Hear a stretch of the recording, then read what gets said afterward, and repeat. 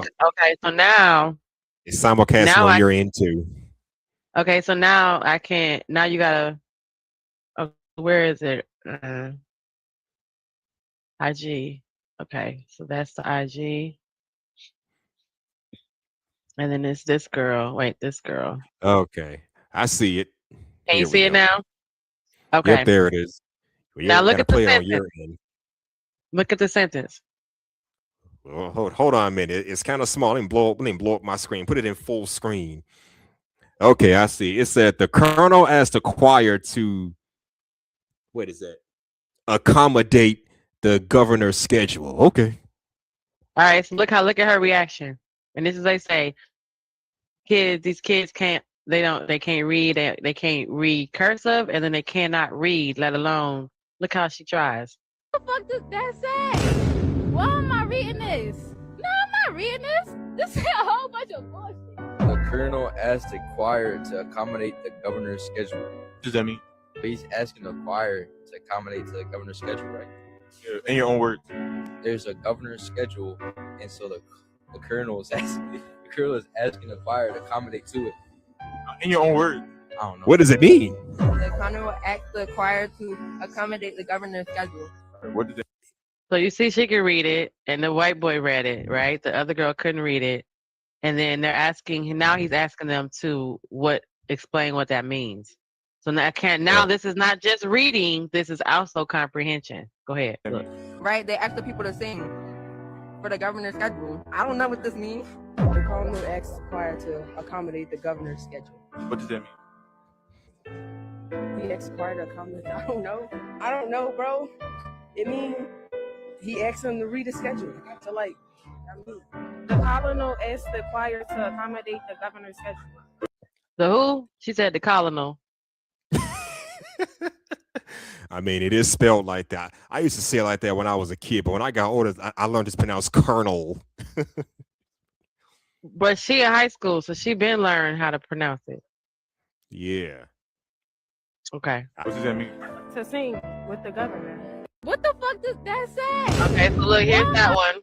And then this is this one. Read that index card for me.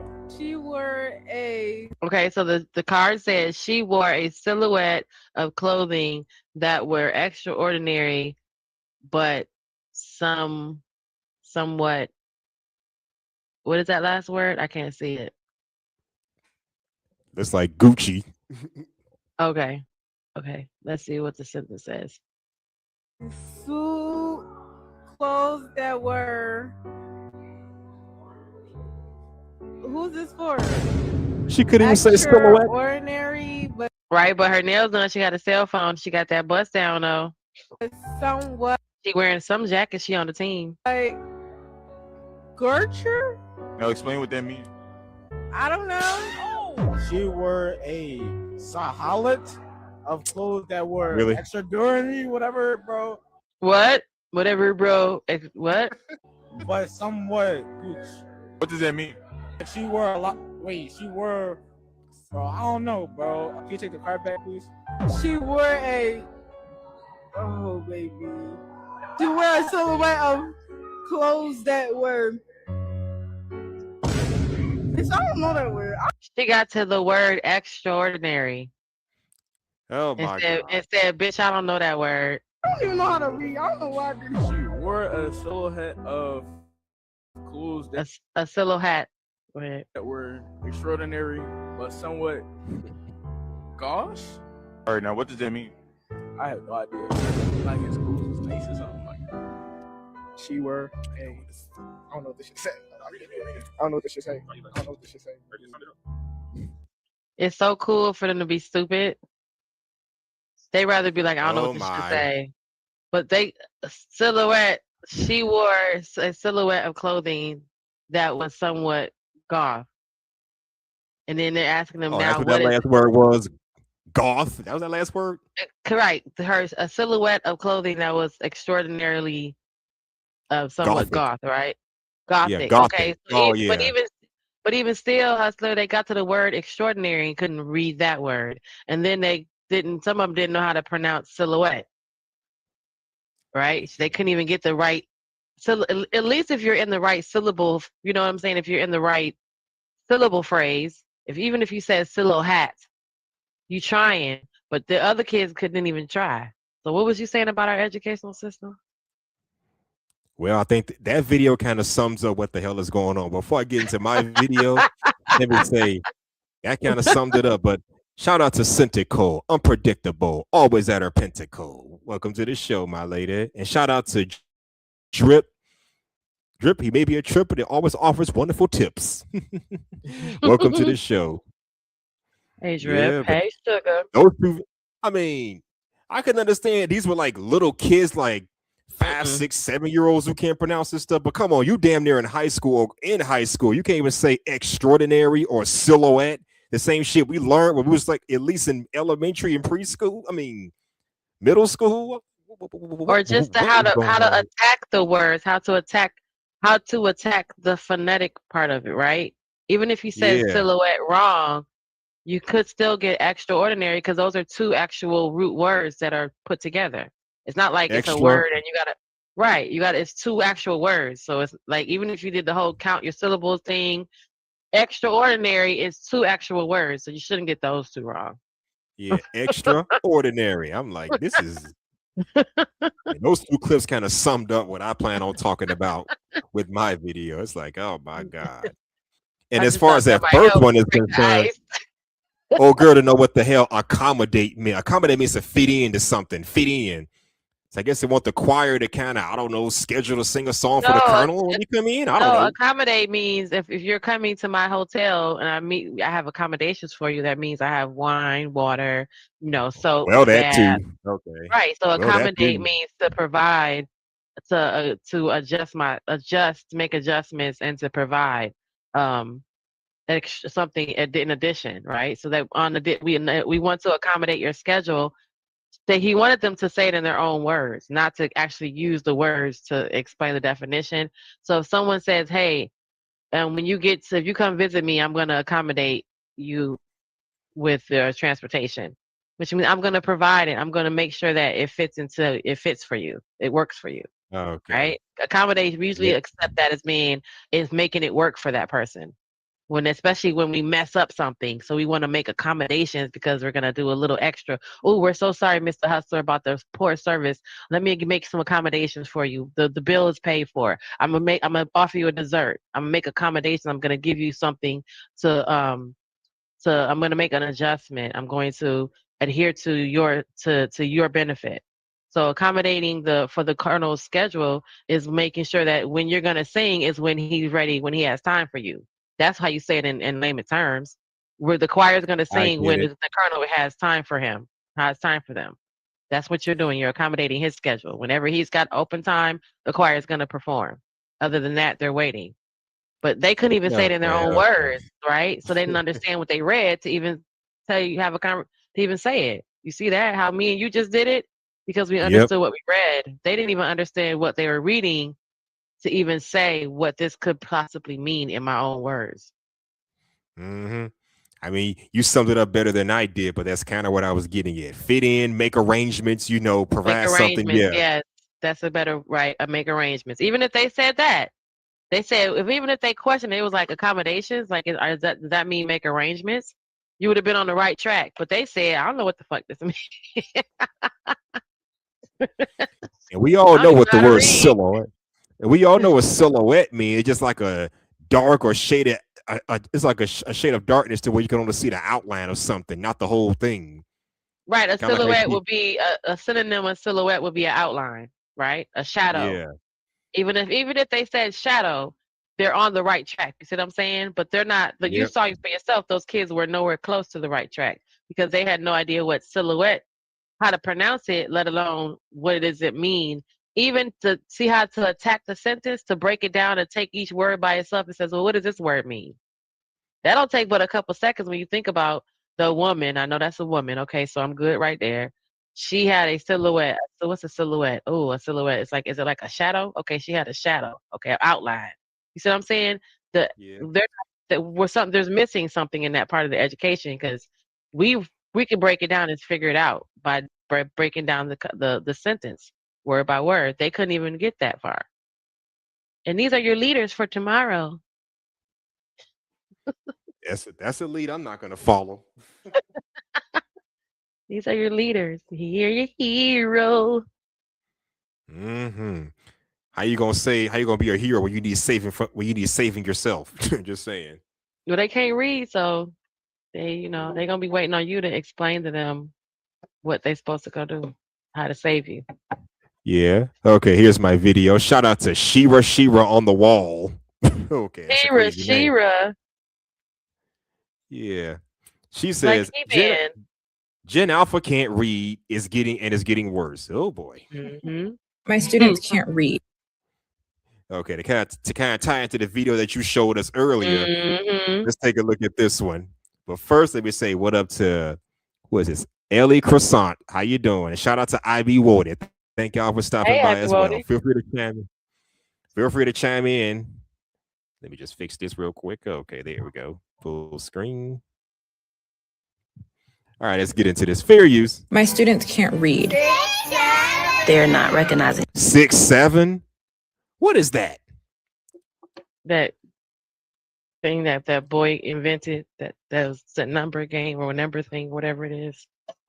Because I work with school children on a school bus. That's all they be saying. 6'7", 6'7". Well, they're banning it, or they're not. I guess they're banning it now, or they're like, no, you can't say that, because the boy who created it, I guess it came out that he was on some old demonic, vibe. So they're telling them, hey, you can't be saying this, because you guys.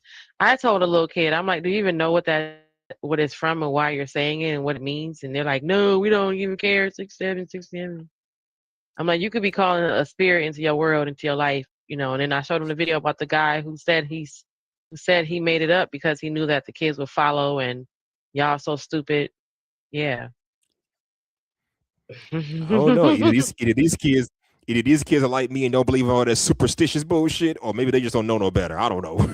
They don't know anything. They're following that. And he knew that. That's why he said that he made it. Some of the kids got offended. They're like, wait, you made this knowing that we were going to follow you? He said, yes, because you guys are idiots.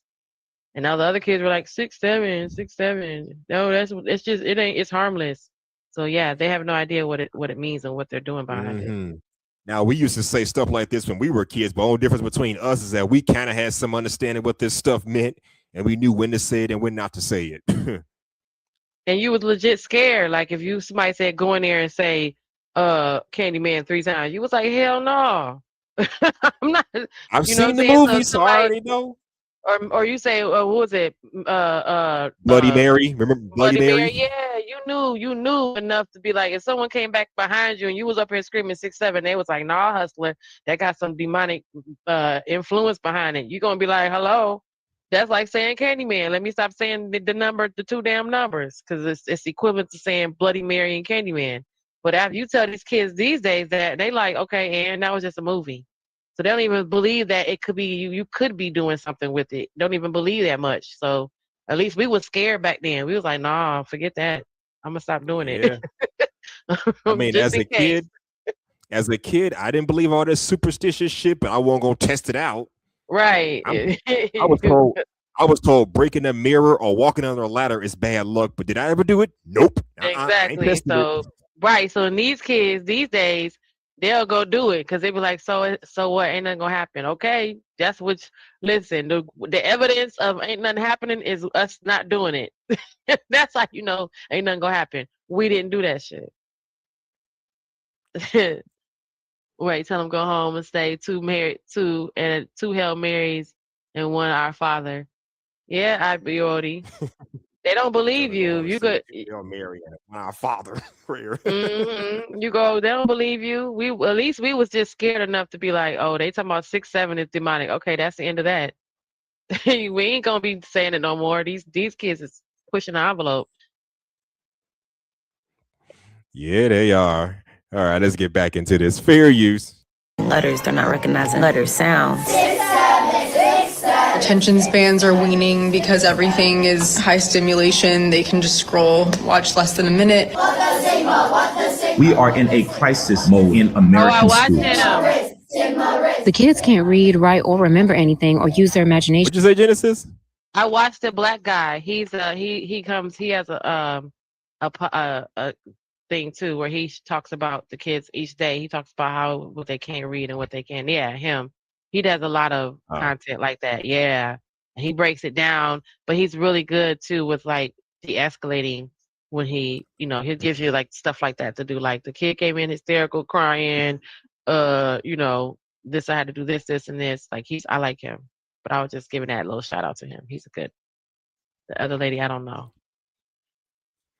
Oh, okay. Yeah, sorry. Well, to be fair, I thought he looked familiar, but I thought it was just me. But now you didn't said something. Yeah. Yeah, he has a lot of content out there where he talks about, your kid today at school or with the kid. He has small kids too, I think. He has like elementary school kids or junior high, I guess. But go ahead, yeah. Good job. All right, let's continue. Fair use. The kids can't read, write, or remember anything or use their imaginations, and the teachers are wondering why. So apparently Gen Alpha can't read, write, or spell because learning 6-7 is apparently more important than reading at grade level. 5, 6, 7. Oh my god. What? So they go to 6 and just stop at 7. They go to 6 and 7 and stop 6, 7. Because they're gonna keep doing the 6, 7, and then they're not gonna get the rhythm of counting. You see how they changed the rhythm to the ABC song, right? So this whole generation, see how much different that is. You learn ABC your whole life the same song. We would sit down and watch Sesame Street and all that. And the ABC been singing the sound in the same way in our whole life. But now if you're a parent today, your kid learns the ABC song and it's not the same song you learned your whole life. So how, you know what I'm saying? Yeah. How, let alone adjusting to that, adjusting to math that you don't know nothing about, adjusting to them teaching you, taking certain stuff out of the history books, and your kids, like, you've been teaching your kid about a certain thing about Black history. They get to school and the teacher says slavery was a choice. You know what I'm saying? So how are you supposed to help your kid when the information is way different now? Even the damn song. Now you've been sitting there with your 4-year-old saying A, B, C, D. They get to school and the whole song is different now. Okay, I'm all for updating some, but let's not throw away what worked for previous generations and educated them. So they can't get to 10 because everybody gets to 6, 7, 6, 7. So the whole 1, 2, the whole rhythm of the counting. 8, 9, 10. It was a reward to get to 10. When I taught preschool, it was let's get to 10 so we can do the dance. But we can't if they keep getting interrupted when we get to 6. They are 6, 7, 6, 7. Come on, y'all. 8, 9, 10. They can't get through the numbers. You see how they reacted? Yeah, they're counting. All they're doing is counting to freaking 10. They're kids. But if they keep stopping at 6, 7, 6, 7, yay. And don't forget that other nursery rhyme. If you've seen Nightmare on Elm Street, you remember that old nursery rhyme. 1, 2, Freddy's coming for you. 3, 4, better lock your doors. 5, 6, get the crucifix. 7, 8, don't stay up late. We didn't say crucifix, remember, because that was a jump rope song. And that was a hopscotch song. Remember the hopscotch when you draw the squares on the ground? Yep. The 1 and the 2, yep. That's what that is. 1, 2, there's coming for you. 3, 4, and you're hopscotching, or you're jumping, you're double dutching. That was not a song from the movie, but that's how we got that. Like, just the idea of all that's changed now, and it's not like a Mandela effect. Like they're telling our generation, "Oh no, it was always like this." Well, there's some stuff they're trying to tell us it was always like that, but they literally have changed the way you teach. You have taught 4 of your kids, 3 of your kids. You have taught 3 of your kids the A, B, C, D, E, F, G that way, and then you get to the 4th kid, and now the ABC song is totally different. So how you got to learn it to keep your kids right. I see. What is that? Pass the shit, Jen. Oh yeah, he's talking about because I was coughing and I'm talking too much. But go ahead. Yeah, it's all right. We're both passionate. Remember, me and Genesis are cancer, so we tend to ramble on too much. Now you know why. We're passionate people, but let's continue. Fair use. We are so doomed. Every single time I open TikTok recently, I feel like it's another teacher talking about how far behind Gen Alpha students really are and how quickly it's getting worse. But I don't understand why they're not stressing to y'all how bad it is. I'm not even trying to be funny, but these kids are I teach 7th grade. They are still performing on the 4th grade level. I teach 8th grade history, and I have 110-ish students. 2 of them are reading on grade level. I can probably count on one hand how many kids are actually performing on their grade level. 18 of them are at a kindergarten level. 55 of those students are between a 2nd and 4th grade 55 level. students at a 2nd grade level. Second, Oh, no, she boy. said they're between the 2nd and 4th grade level. So now, Second and- Hustler, Wow. when we go back to when PhD even then was talking about the men and how talking about we don't want to be bothered with some of these idiots because they have a 4th grade education. Where did you think that came from? You thought that was just women pulling that out their ass, or now we have evidence? Because some of us kind of already knew some of this stuff. Some of the teachers are talking to the other women, so they know. I worked during the No Child Left Behind thing that we had here. I worked for Sylvan Learning Center, and I was one of those people that would sit down and test those kids to find out what level they're on, because the Sylvan and the Kumon, they start helping you at the level you're already at, right? So we just heard her say 55 of her kids are at a 2nd and 4th grade reading level.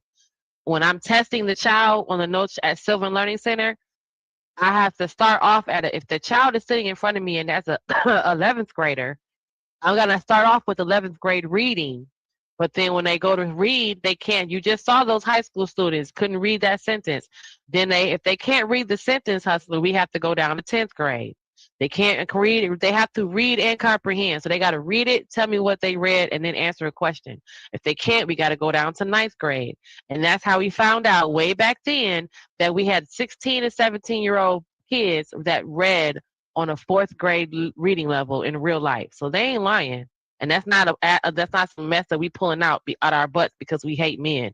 Some of these men try to holler at us and talk to us, and y'all want us to follow you, and y'all can't read past 4th grade. Because there's no way 55 of her high school students, these are kids that's going to be driving on the car and taking your order when you go out to eat, Hustler. They can't read past 4th grade, though. Okay. Damn, that sucks. Okay. To be fair, there are some people out there like that. That's why I say you can't put everybody in the same category. Because there are some men who talk like they barely got out of junior high school. So yeah, there are some men who talk like that, can't articulate themselves properly or speak proper English or say complete sentences. We had that discussion sometime last year about mofos mispronouncing words and having broken English and all that kind of shit. And on purpose, one thing, because they think it's cute. They think and they would tell us. They would be like, they think it's cute that that's a role like for them to be like to fall into, because they'll meet that educated woman and she'll feel sorry for you, like, oh, come on here, baby. But how a lot of women, when you go to talk to the men these days, they sound like they do have a 4th grade education. So it's surprisingly and it's refreshing, and it do make the panties hot to some women. It makes the panties drop because the man can actually make a whole full sentence and he can comprehend what he just read. So hey, my bad. That's an easy turn on, guys. Learn how to read. You want to turn the woman on? Yeah. Learn how to read. Please do. And we're not talking about the people who just have accents, so that maybe they pronounce certain words differently, or maybe spell them different. We're talking about mofos that can't read, write, or spell properly. Like we just saw, they could not read the sentence, Ivy Wody. They could not read the sentence. They got to the word extraordinary and couldn't figure out that. That's just where we at, y'all. What we got to deal with. What would it say? I'm from South Louisiana. I'm gonna say that shit the way I wrote it and how I say it. That's the way it needs to be. Right. But that's it. That's your accent. That's not you not knowing how to read or write, Brody. So we just played the video. Them kids cannot read. You just saw this. So the teachers finna tell y'all the kids can't read. Yeah, you cynical one say I hate black lipstick. Well, I know. You're all that shit. It looks gothy, yeah. I don't judge anybody for being gothic. It's kind of eerie to me, but hey, I don't judge anybody for being goth. Just saying. But let's continue. Fair use. That's a lot of them. Now, at this point, you'd hope that these teachers are exaggerating or that it's just a few bad classrooms with a few bad students. But unfortunately, it's not. I'm a bartender at a resort, and this family came up to the bar to order their food. One of the kids, who's about 8 or 9 years old, asked what flavor of Dippin' Dots we had, so I handed her a menu. This way she could read the flavors, and I was going to continue helping the rest of the party. When I tell you that I handed her the menu, and she looks at me dead in the eyes and goes, I can't read. I was left absolutely speechless for a few seconds. You're going to tell me around 2nd, 3rd grade she can't read? I truthfully did not believe what I was hearing, and that's just frightening. How do you know? Wow, ain't that That's- something? God damn it! You can't make this shit up. That's can't make happened, this shit up. Hustler. That has happened when because I've ran restaurants for 20 plus years now. That has happened in the restaurant, giving the kid the menus. That happened on the elevator. Okay, going into my apartment. The mama told the kid to push she told him press the button, and then she said, what floor are you getting off on? I told her what floor. She told him press that button, and he's pressing everyone. She said she's telling him where the button is. It's right above the 1. It's right below the 4. Right? I have given kids menus. I have asked them. I have shown them, stuff, and you have to come back and read it to them. And we're not saying just because the smaller kids have a little bit more of an excuse, right? Because they're little and they're learning how to do all this. So yeah, by 2nd grade, you should be able to read something, right? But it's bad because it's getting to be older kids, like the ones you just saw, who are in high school, who could talk back to you. And those are the ones who are, jumping on old people at the bus stops, right? With women picking up their kids, and those are the ones that are having babies because they screwing. You know what I mean? Those are the ones out here getting driver license. So it's bad enough that they're little kids. An 8-year-old not knowing how to read at all is bad, because when that kid gets 13, they really don't know how to read, and now they got to function in the world because they're about to be big and be out here. You know what I'm saying? That the world ain't going to be able to do nothing with them if we're 13, 14-year-old, 15-year-old that can't read. Absolutely. How you going to get a job? Shout out to Lord ADS for stopping by.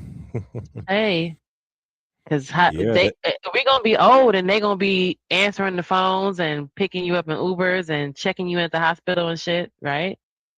We're going to be older. Yeah, we need to get it together. Oh boy, let's continue. Fair use. Don't know how to read at 9. We're not talking about like Shakespeare here, okay? This is dipping dot flavors, like vanilla, strawberry. How the hell did we get here? I was talking to one of our church kids, and he very boldly told me, yeah, I don't know how to read, and neither does anybody in my class. Mind you, this kid is starting 5th grade in August. And I thought he was playing, so I told him, kids will do anything for money. I was like, I'll give you $10 if you can tell me what this bag says. It said chips in giant letters. So this dude goes, CHIPS. And I go, what does that say? And he goes, potatoes. Potatoes. And see, he knows what it's made from. Well, but see, right there, Hustler, is what they're doing, is what they said they're allowing. And remember the whole debacle about the spelling bee and how the kids spelled it the word woman, WOYYMN, and they're saying that was acceptable because at least that is correct. That's phonetic. That's how it sounds. WOMYN.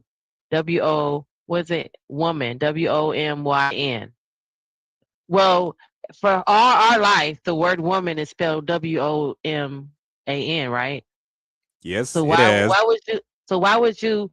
So because the kids changed it, the younger people said no. It's if you also can spell the word woman, WOMYN, women. So if you're saying, well, at least he knows what it's made with because it's a potato, that's allowing him to not have to learn the word chips, and then they're gonna say, okay, what's another word for chips? Potato. Okay, yeah, you're right. You got the word right. And still the kid don't know the word chips and can't read the word chips. You see what I'm saying? Oh, that's a good point. I mean, that's a good point. I meant that as a joke, but you make a good point too. I'm just astounded by the fact that he didn't know that. I mean, come on. And they're letting them get away with it in school. They're incorporating that in the school. They're saying, oh, at least he's in the right ballpark. At least he almost knows what it is, Hustler. Your son can almost read. Good job. and now you got to take care of your kid that can almost read. Oh boy. I mean, I get what you're saying. I meant that as a joke, but you get what I'm saying. I mean, when we was in school, our parents didn't play that shit. Teachers didn't play it. And if you was one of those kids that couldn't read, they had to put you in a special group. Are they still doing that these days?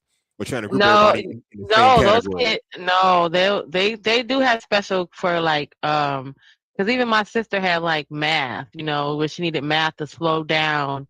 Like she can keep up with the rest of the class on everything else, but she needed the math, in math she needed it to slow down. So they still, to my knowledge, they still do the little separation, but it's not like you go to a whole separate class. Sometimes they even have somebody come in. They said they have someone come in the class and work with you on that subject, and then that's it. And then some kids, like how the boy that only passed that 17 that went viral, nobody came in and did nothing. He only passed 3 classes for the whole 4 years he was in high school. So they're not separating anybody to the point where there's helping them. But some people are saying if you do get help, they come to your classroom and help you with that subject, and then that's it. It's not like your whole curriculum is in the special wing of the building anymore. I heard they don't do that part. It used to be like a whole section for the kids that needed help, right? They wasn't in the same class with us. Yeah, so but now they all in the same class. It's just that, oh, well, Hustler, you need a little help with reading. Then when we get ready to read, your tutor will come in and help you. And then after that, you go back to doing regular work. Yeah, that's how it was when we was in school. I don't know what's up with this new school. Mm-hmm. I mean, I'm all for equality, but I think equity is more important than equality. Everybody gets different treatment, but they're reaching the same goal, and they're all learning together, collectively, just on different levels. Yeah, that would ensure that they were going to get pushed through, they were going to process through the system, right? Meaning that they were going to pass their classes and accomplish going to the next grade. So by them segregating us and saying, hey, you need a little help over here, come to this extra little side classroom, will help you. It was still keeping the kids on track, right? But now, some of these kids, it's okay to not graduate. So what am I doing all this for? And when it's okay to not graduate, what do you mean? I mean, you have to graduate high school. Or no, you don't. They call it primary school. College no, not today in America. School. These kids don't have to. They can emancipate at 16. They can get a GED and be done with school altogether at 16. Well, from what I understand, you're going to do so much with a GED. I never had one, so I wouldn't know entirely how that works. But from what I understand, you're going to do so much with it. The degree will get you the most opportunities and most notoriety. Just saying. But let's continue. Fair use. We are so doomed. Hey, Shira. Yeah. Yes. We have to do our sponsored segment right now. Right now? Yeah. Okay. It's like, yeah, okay, sure. Well, I actually tried one this week to try a few games, see if you like it. Now let's get back to the video. Now, at first I thought, okay, maybe these are just crazy one-off stories. And then I looked at the actual numbers, and they're kind of insane. According to the National Assessment of Educational Progress, fewer than 1 in 3 students can read proficiently. And to be specific, only a third of 4th graders and 31% of a third of 4th grade, 31% of 8th graders read at a proficient level. That was back in 2022. Of 8th graders read at the proficient level in 2022, which means more students are struggling to understand simple stories, pick out the main idea, or even explain what they just read. And it doesn't stop at reading, it spills into everything else, especially writing. Because now, a lot of them aren't even being asked to write full essays anymore. And even when they are, they refuse to write even a single paragraph because it feels too long. I'm talking about high school. Okay, let me say this real quick. Okay, back up. Did you hear what she said? They don't even have to write a full paragraph, and now they're wavering on. They're giving them the option on comprehending and reading. Before it was reading and you had to comprehend, so you had to read, tell me what you read, and make sense of it. Now you can pick which one you either if you can't read it, and you can read it, but you can't read it out loud. You can choose, but if you read it and understood, then you can tell me what you understood. You know what I'm saying? Now they're giving them like, oh, well, that's okay, baby. What did you think it meant? What did you think it meant? Oh, God. Well, it looks like it's saying something about. You see what she just said? They're giving them the option. It's not even important anymore that they actually read and comprehend. Okay, now that's just sad. Oh boy. See where we're heading with this? Oh man. I mean, when I was in school, we had to write essays, book reports, you know, write down read a story and then write what we thought about it and what it was about, yada yada yada. And let's not forget, back in the day, we tried to be slick and try to pass notes in school. We come from that generation. Before texting, we was passing notes and writing notes to each other in school. Now, from what I understand, they don't want to do that anymore. You don't want to read and write regularly, but when it comes to passing notes in class, you can't even do that now. Oh boy. Say what you will about our generation, Gen X, millennials, whatever, but at least when we were lazy and slick, we were still being productive while being lazy and slick. Well, you had to figure it out, right? Now you can just pick up your phone and you can join a group chat that is including the people that's in your school, and you can just pass a note from that right there. Hey, gas mask. You know what I mean? You just no passing a note no more. But then that's people still pass notes, but I know what you're saying. Like, it takes away from the creativity. It takes away from you being, and thinking about what you're gonna say. Now you can just kind of send a text message, and if I wanted to get a boy's attention, I could just text whoever his friend is in the group chat.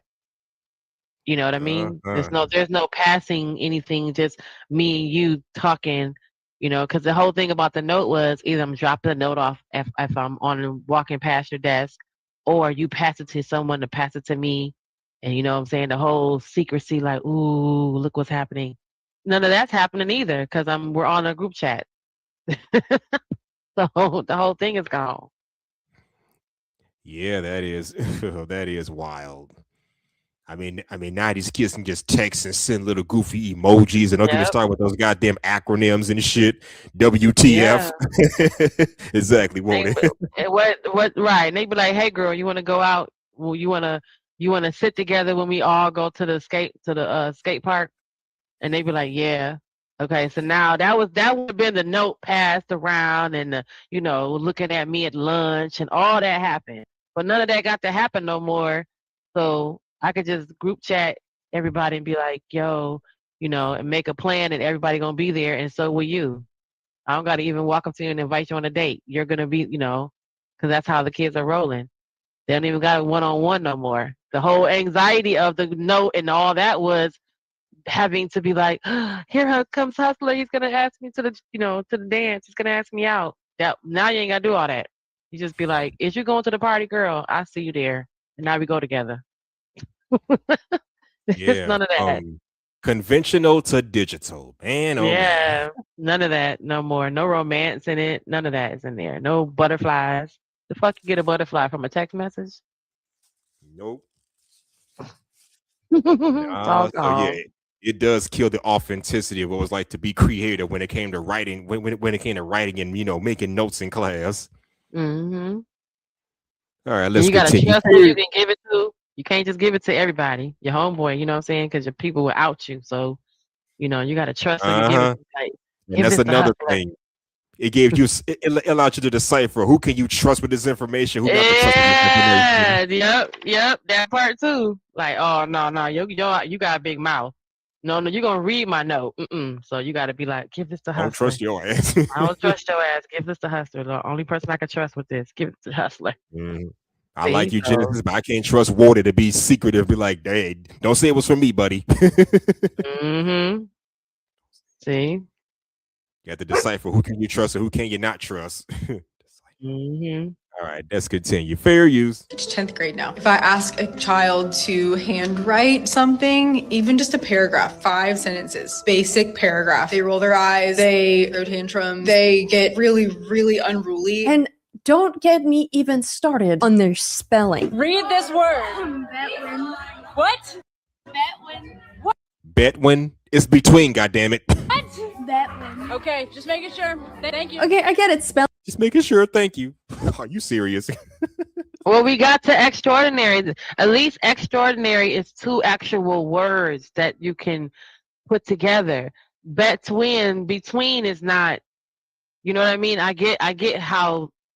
I don't get how they can't read it, but I get how they can have a problem with the syllable part of it, the putting the sounds together. But you saw they couldn't read extraordinary, and and they couldn't figure out one part was extra and the other word was ordinary. So you damn ain't gonna figure out between. You know, or you know what I'm saying? Because we were taught to look at something that you did know. Look at what part of the word that you did know. Like before. I don't have to know how to pronounce before, but I know the FOR is for. I know BE is B. So I can at least figure out B and for to get, you know what I mean? Come on now. I mean, to be fair, you know, B, well, we know B is a word, but tween, that became a thing, you know, in the 2000s, the tweens. But even to say between, you never heard neither one. Never heard no. What is a wean?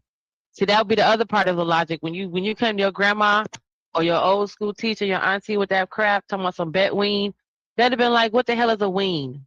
I understand what bet means. What is bet?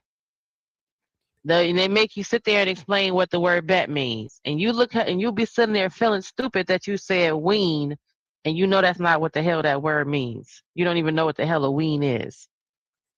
Unless you know what I'm saying. So my grandmother would be like, "Now you can get away with it," because my grandmother would be like, "Now if you done messed around and finessed and figured out how to define those two words," she'd be like, "Okay, smarty pants," but they know that ain't the word.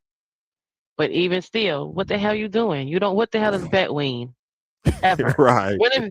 Where have you ever heard someone say between? That'd be the other side of it. Now you extra dumb.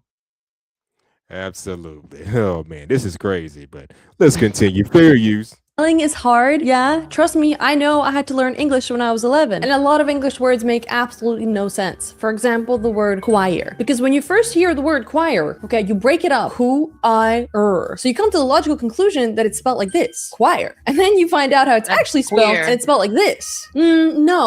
That first word was queer, looked like it. That's queer, right? Oh, that's chower. Chower. That's not choir. Stop trying to gaslight me into thinking that these are the same words because they're definitely Now, not. to be fair, when I was younger, I'm talking like in preschool, I used to pronounce it like that too. Choir or something. My mom was like, "No, that's choir." Huh? Well, Oh, well. then you have to associate it. Well, when I was teaching preschool, you would have to associate that with other words that have that same sound or have the same spelling. Because otherwise it's not going to stick, right? You're going to keep when you keep getting there, you're going to say choir because you're going to remember it has a CH. So I would have to find other words that use that same CHO, like cholesterol. You don't say cholesterol, Oh yeah. right? The CH still has that C sound. Yep. Right. So other words now because that always baffles me. Like if you can say that, then why can't you say this part? Because it's the same sound, right? Yep. Like when I people was can taught say that. they can say future, but they can't say beautiful. Like Same take the word sound. no, you know, KNOW. It's not kno. The K is silent. So yes, there. I was taught that in 3rd grade. So yeah. But Or knuckle, maybe 2nd right? grade. Maybe Knuckle 2nd is grade. KN. What's how you spell knuckle? KN. Yeah. New, The K is silent. right? So yeah. You don't say knuckles. No, or knowledge, same thing. You don't say knowledge. Knowledge. So you know that anytime. So that's why I would say I would use other words to help you associate it. Because if you're okay, you've already cleared your mind of knowing that the word knowledge doesn't have the word K sound, but you somehow get stumped when you get to knuckle or new. But you can't understand why the K is not silent here, but you understand why it's silent on the other word. So we got to figure out why is that word sticking and this word isn't. And then after a while, you'll learn I used to teach preschool, and these kids would be like, "What did you say? Who told you? Compucator. Who told you what? What? Compucator. Compucator. They used to hit me with crazy ones. I'd be like, "Who told you?" My mama said the compucator. I said, "Oh Lord, And okay." how long ago was you teaching kids back then? Was it like 20 years ago, 10 years ago? I think for the last 10 years, yeah, I stopped dealing with kids altogether. It's been probably 8 years now, 9 years now. Yeah. Oh, okay. So, Yeah, because I was dealing with kids all that whole time I was living when I lived in Atlanta. So like the last few years, my kids, all the kids 2013. that all the little kids grew up now. Oh, okay, okay. So these some But Gen yeah. Z kids, or yeah, Gen Z, They be early like, Gen Z. my mom said I could use the computer. I'd be like, okay, let's go back. Computer. Computer. You're adding an extra couple letters. And then the mama be like, ew, that's so cute. I'd be like, correct your child. But yeah. Again, my cute, folks though. didn't play that. When I was younger, my folks didn't play that. If we said a word incorrectly, and I'm coming from a family of old school traditional people. So you said a word incorrectly, they on your ass. Believe that. Like, what did you say, sir? Mm-mm. I couldn't say the word television until I was at least maybe 8 or 9 years old. I would just say TV and left it at that. VCR, left it at that. But when I got older, I said, okay, television. My brother's word was refrigerator, because he would say, they'd say refrigerator. My grandmother would be like, no. We did not say refrigerator. We're not doing refrigerator.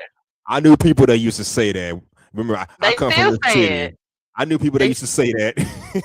They still say refrigerator. What's a refrigerator? What is that? Refrigerator.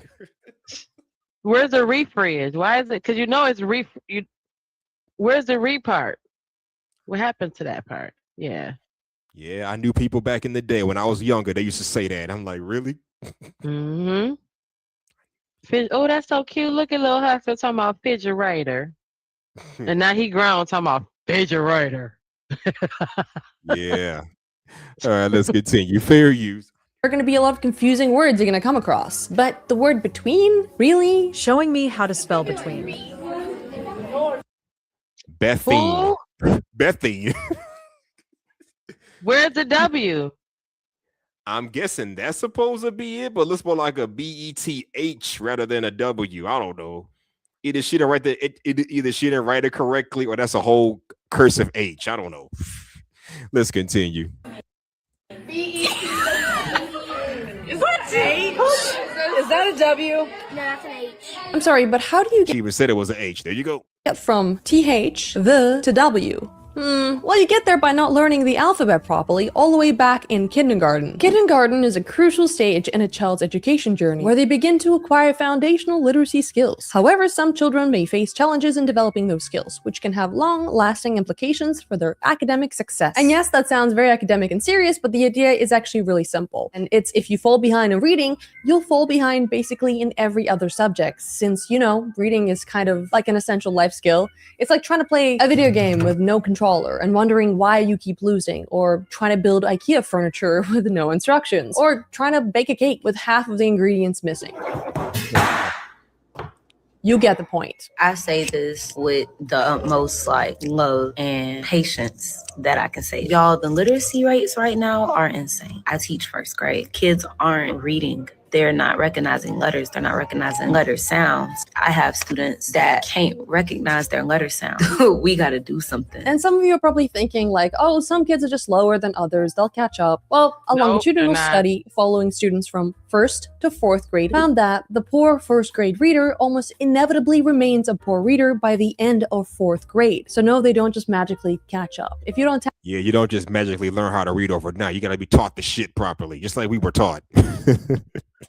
Right. So going back to being able to learn how to just even attack the word and phonetically make it make sense, right? They can't that was part of the foundation of us learning how to read, was learning the right sounds. So you heard what the lady said, they don't even know their letter sounds.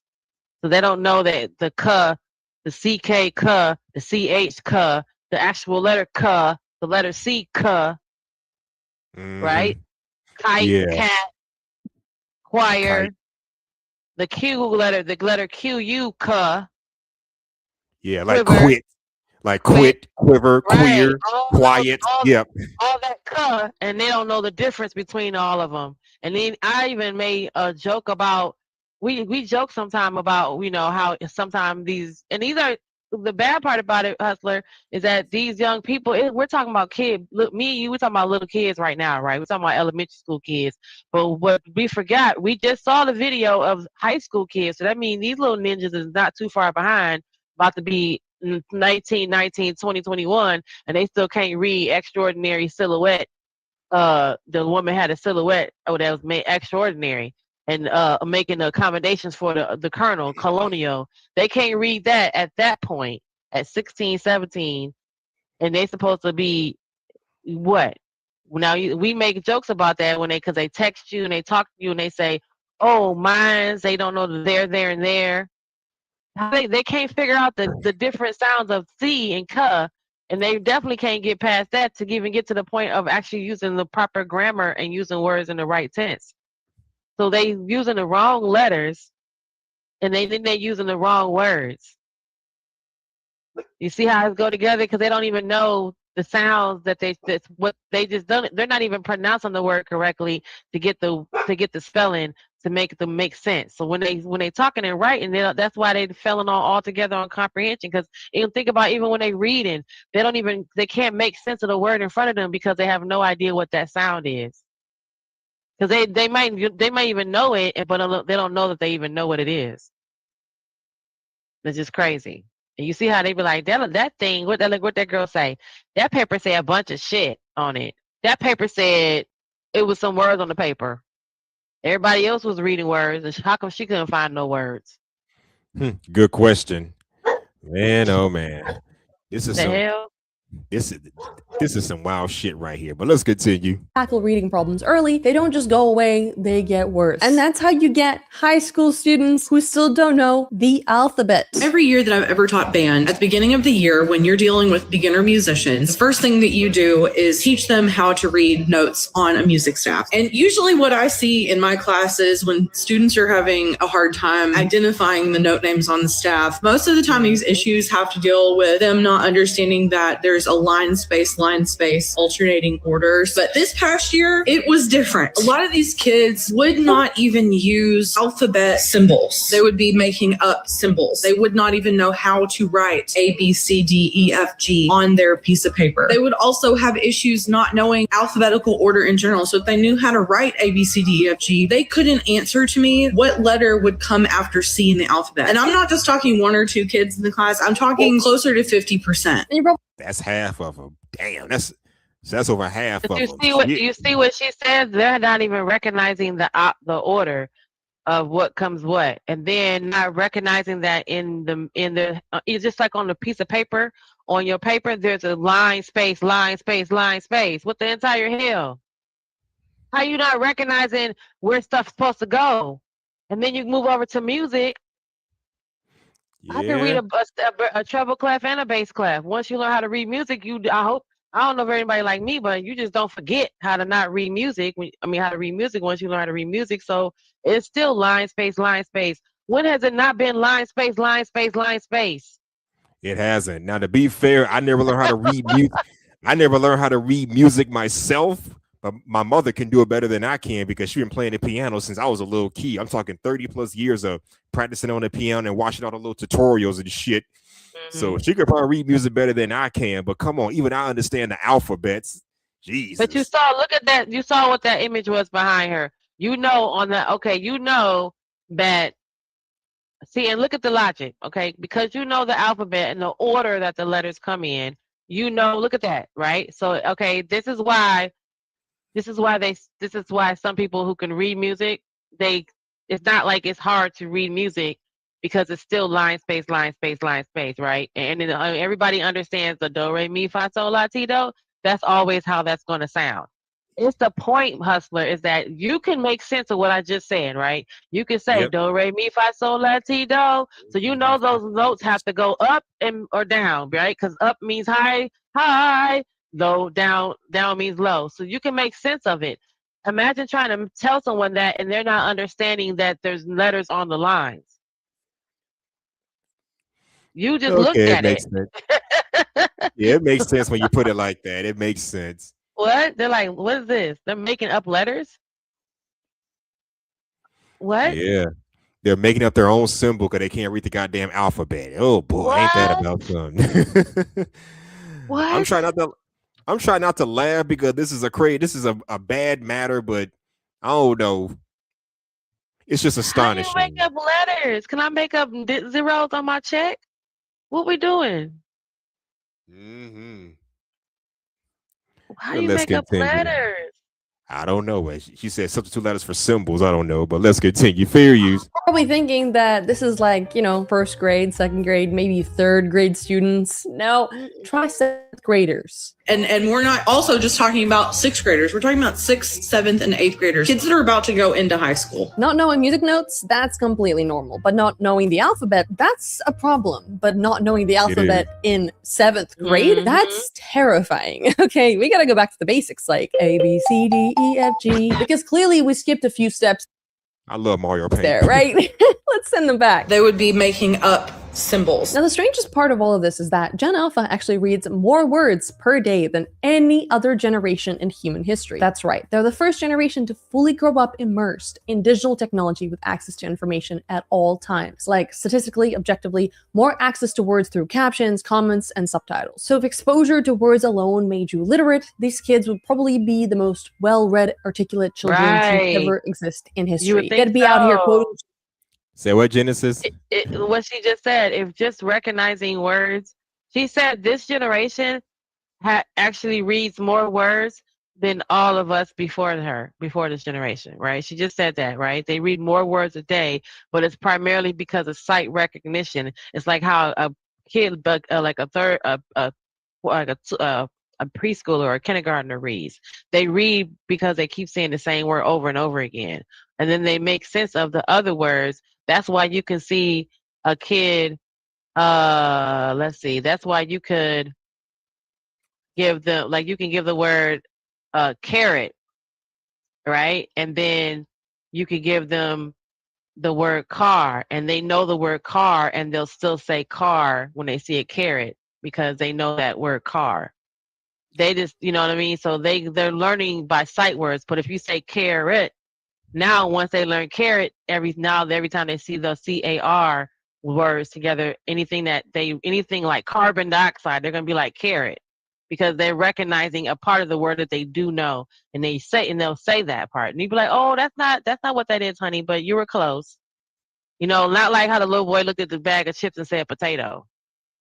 You know what I mean? That's not the same thing. If he said another word for chips, right? If he said crispy, then he would be in the same ballpark of recognizing the letters more so than memorizing the words. So their kids are learning by memorizing the words that they keep seeing over and over and over again. They're not learning anything. They just keep they keep seeing the word car or drive time or, Popeyes or Chick-fil-A. So they can't read the word Chick-fil-A. They just recognize that those cluster of letters means Chick-fil-A when they see it. Oh, okay. So they're basically learning words just from seeing them, not so much trying to break them down and articulate them, right? Yeah, right. So she said they can actually read more words than any generation before them. But it's just seeing billboards and seeing TikToks and seeing commercials and seeing things on Instagram and seeing things on Facebook over and over again. You see the word Facebook over and over again. You now don't even read the word Facebook. Those two letters, all those letters together say Facebook. Yeah, that's true. Now, to be fair, back when we were younger, we had our TV. We had the world around us to see these words and but nonetheless, even though we had television and limited access to the internet back when we were younger, we still had to learn point by point how to articulate certain words. Like you said, break them down, find bits of it that you can't remember and break the word down. That didn't go away. Even we had internet, we could just type in something, but still we have to learn how to properly spell the word because this is before spell check became a thing. Mm-hmm. There was a time when spell check barely existed in computers, so you had to still watch your spelling. And think about it. What was the first thing that you had to know when you ask your mama, how you spell butterfly? And she like, I don't know, go look it up. And you looking like, how am I gonna look it up if I can't spell it? But what was we doing? We were taught how to break the word down so that we can at least start looking for words that look like a part of the word butterfly in the Yeah, dictionary. look for the word butter. Look for butter. Exactly. BU section, and there you go. And you start going from there. But this generation doesn't even know that much because that practice of learning that's how you find of learning words is dissolved. It's going away because unless they've seen the word butterfly over and over again, they don't know what that word means. They just see a bunch of letters. And they're only learning it because they keep seeing the word over and over again. Michael Jackson got it across his face on the album cover. You know, they see it on a cartoon. Butterflies in the sky, only because people have TikTok videos where the words are highlighted at the bottom. So they're not learning how to read. They're recognizing the words that they keep seeing over and over again. That's how like baby preschoolers learn. So this is 7th graders that she just said. Yeah. And that's how we did it when we was in preschool. We just saw certain words, but we got older, we realized how to, break the words down. I'm gonna say by I don't know, 4th grade or 5th grade, we understood that hey, we got to break these words down. Remember, we had all them little educational shows that taught us this stuff back in the day. They still make educational shows, but our kids watching them like they should. Who knows? Like you said, Sesame Street, Barney and Friends. There was a show called Beakman's where I used to watch when I was in elementary school. It was more a lot of the shows back then had like an educational premise. So there was always learning something, a moral premise, don't be mean to your friends and don't judge people, a book by its cover. And then there was the educational, a lot of the shows back then, Yo Gabba Gabba, Sesame Street, what was that girl with the little clown? All Dart Explorer. Yeah, there's always a lesson or some sort of educational aspect for it from, a part of it. So we've been getting it. It's just that, because now, but then think about this, H&M, you go from Dora the Explorer to Teletubbies, or you go from Barney to Teletubbies, like, and them things don't even talk. But that's, where's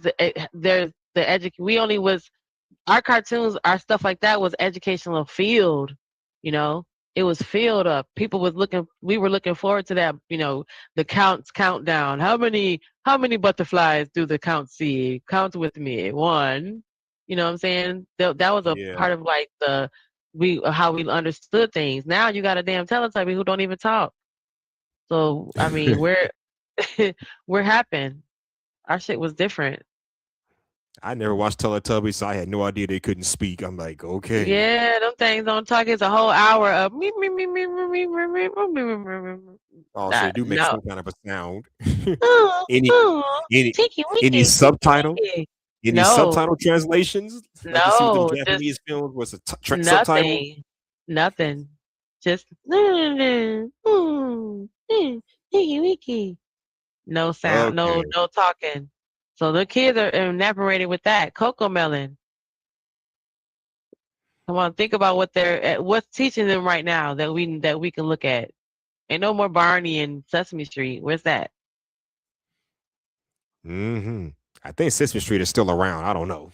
Gracie's Corner, she'd be like, let's do the ABCs. But still, again, the parents got to learn how the kids are learning it, singing it to teach the kids because the songs are different.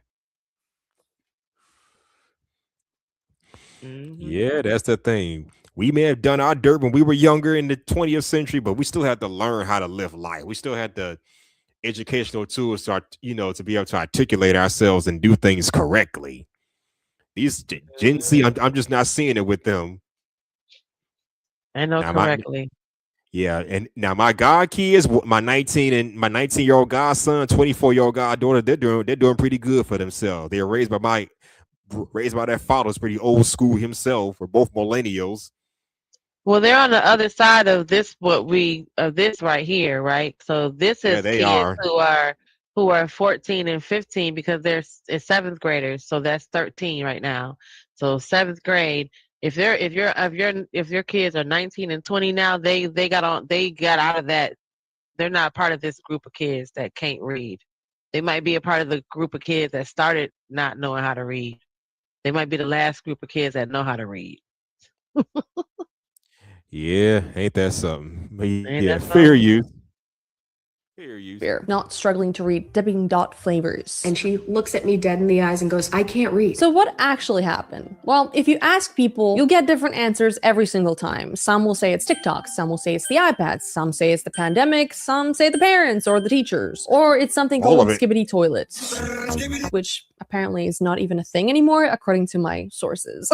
Anyway, personally, I like to say it's a combination of all of those things and more. So let's start with the pandemic, which honestly, looking back, didn't even feel real because we as a society were so ill-prepared to deal with what happened. And somehow the solution to all of this was just to put a bunch of kids on Zoom calls and hope for the best. Different paragraphs.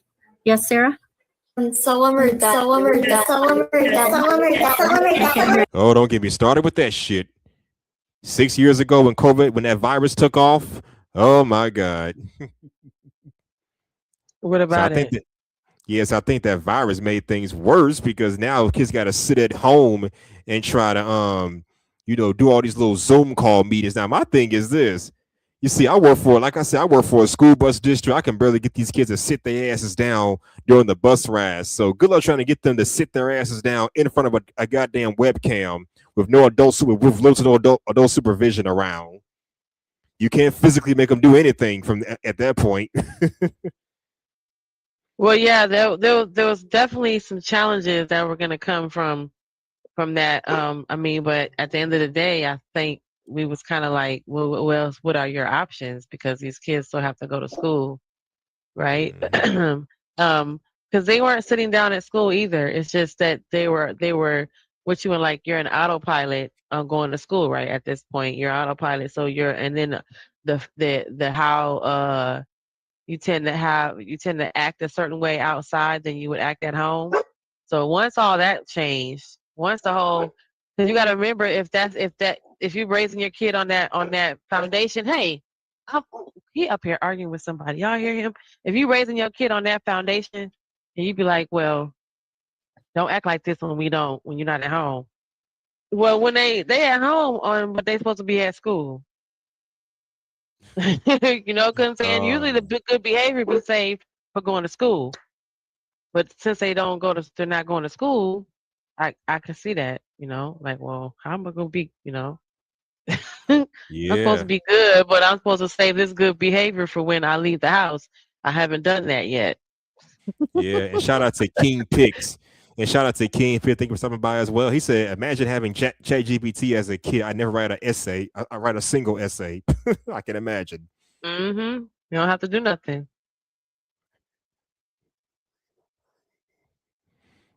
He also said these kids' brains are fried. They can't sit alone in a room, write an essay on a piece of paper. We just talked about that earlier. Mm-hmm. They can't. They said, go sit. I'll drop the link in a little bit, but let's continue. Fair use. There you go. Okay. I'm not gonna lie. If I was a teacher during this time, I would have lost my mind. Music, turn it off. I will mark you as absent. Okay. Music off. Please tell me that's a pen in his mouth. Okay. Why are you, Mr. Morales? Why are you putting all that money there? No, I was this little boy flaunting money on a Zoom meeting? My That's God. what I'm saying. They're gonna justify that it's only supposed to be good when they leave the house, right? So now you want him to make sense of it, which he don't have to because he's at home. Yeah, he's an older kid, so I'm guessing he's in his room by himself with no supervision. Had it been like at least 11, 12 years old. That means to do his schoolwork. Yeah. Maybe I don't know. Maybe we were raised differently. I don't know, but this ain't looking good for this new generation of kids. I mean, trying to put a bunch of kids on a Zoom call meeting, that's just, to me, that sounds weird in of itself. Well, these kids have access to technology, but come on. You would think for a generation that's so advanced in how to use laptops and iPads, they would be smarter than the previous generations put together. I mean, let's face it, when we were kids coming up, I used to struggle trying to operate my mama's VCR or my uncle's DVD player. You did? How did you struggle? or this big ass boombox my mama has locked away in the basement or whatever. I mean, I learned it eventually, but still. Oh no, Press honey! I play. was the one you called to get to program everything because couldn't nobody figure it out. So I didn't. Well, I that had the too. opposite issue. I was the one that everybody was like, "Oh shoot, let me call Jen." Even when you were a We kid, got now a that VCR. that happened for me when I got older. No, when I was younger, because whatever it was, when it was the stereo, hooking up the speakers, like making sure that the yellow plug was with the yellow, the yellow, white, and red plugs was hooked up right, all the way up to the VCR, all the way up to the damn DVD, all the way up to recording on the what was it called? We can do the recording during the day on the dish, DVR? whatever it was, the DVR, right? Oh, when DVR came, my mom and them was really like, "Oh hell no!" But they damn sure couldn't do the VCR, and they damn sure couldn't do the DVR and the CD and all that shit, and get movies and download and record the story, the General Hospital from the middle of the Well, day. to be fair, I get what you're saying. To be fair, now when I got older, yes, I had to show my mama a whole lot of things. I had to hook the VCR to the TV and put the cable and the VCR together. We had to work together on that. So yeah, and like I didn't learn. I'm just saying that was our struggle growing up as kids. How to operate the VCR, how to operate the TV, that kind of stuff. These kids got iPads and laptops and everything. It's like they don't understand analog struggle. It's all digital for them. Mm-hmm. Yeah, that was our struggle, just trying to operate basic stuff. But these kids with all this access, you would think they'd be smarter. We had to learn and adapt.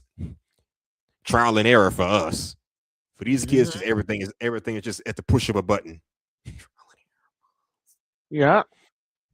All right, let's continue. Fair use. Like, I would have quit like immediately because what is this? And it's not like there were any consequences for being disruptive in Zoom either, because you can't really give detention over Zoom. Like, what is a teacher gonna do? Kick you out of the call? Oh no, I guess I'll go play Minecraft now. Mr. Morales, why are you putting all that money there? Now, the kids that I feel the worst for aren't even the ones that are messing around, right? It's the ones that started school during all of this. Because those first few years are the ones where basically everything starts. It's when you learn how to read, write, basically listen, follow instructions, and how to exist in a room with other kids without being disrupted. And a lot of that just does not translate through a screen, especially if you're like 5. Jaden, can you wave hi to your friends? Wave. Hi, buddy. Wave. Can you give us a smile? I see your wave. I love how she goes from wave to wave. Wave. Hi, buddy. Wave. And yeah, I'd be side-eyeing too, because imagine this. Imagine telling your 5-year-old child to wave to a stranger on a laptop or iPad as on your first day of school because of the virus. Right. That's why she said it was more so affecting the kids who started school for the first time versus the ones who've been in school and came back online. Yeah, at least those kids had the chance to adapt to a classroom setting and get used to each other. But what about the kids who are just starting preschool? I don't know, in 2021, fall 2021. Now we still on the social distancing type shit. Or fall 2020 when fall 2020 when the virus was still ongoing. Imagine that. All right, let me drop the link first because there's people up there begging to come up. And as long as no weirdos come up here. Oh, wow. Okay, ladies and gentlemen, I'll be dropping the link if anybody want to come up. I know King Pick had a lot to say on this, but I want to hear other people got anything to say on this. Any of y'all have kids or work in the school district or whatever? You've seen this stuff firsthand? Share your thoughts in the comments or come on up here and let's talk about this. All right, let's continue. Fair use. This is your first experience with education, and it's some strange lady you've never met before on a screen telling you to smile. Can you give us a smile? On top of that, you'd have your audio lagging, your video freezing. Half of the class wouldn't be paying attention, and the internet would cut out because someone decided to use the microwave. Oh, just me. Must be nice. And that's just assuming you haven't had like a nice setup to start with, because if you were in a crowded apartment, sharing a device with siblings, while your parents are also trying to work from home, right? Good luck learning anything. So by the time that classrooms opened back up, a whole generation of kids had spent their formative years learning that school is something that happens on a screen. They can scroll TikTok from their phones while sitting in a class. And teachers are just a voice on a screen. And learning is optional when you can just turn your camera off. Antonio.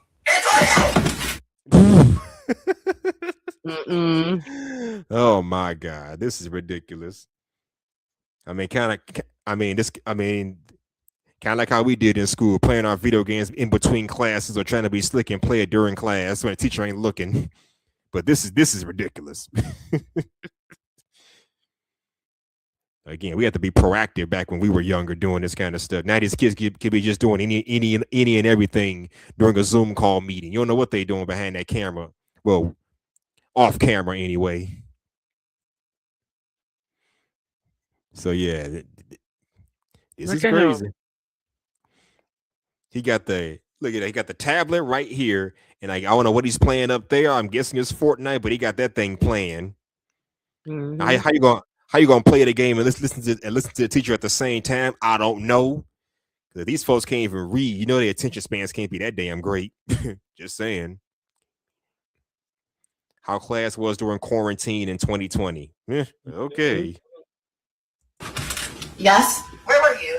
I was here the whole time. My Wi-Fi was lagging. That being said, though, depending on when you're watching this, COVID was a long time ago, and a lot of 6 years. teachers are starting to say the same thing, that at some point we have to stop using it. It says it's almost 2026. COVID was nearly 6 years ago. It's time to stop using it as an excuse as why kids can't read. Exactly. And didn't even last that long. It ended somewhere between 2022 and 2023. That's when everything started opening back up from what I noticed anyway. It lasted 2 years. No, it lasted 4 years. You sure it was 4 years or not 2 or 3 years? Let me see. Heck, you might be right. I don't know. I want to say. Hold on. Let's ask Siri. Hey, Siri. Okay, How I got long somebody. did COVID-19 last? Well, while you do that, I got somebody in the back. Hold on a second. Dang, what is this?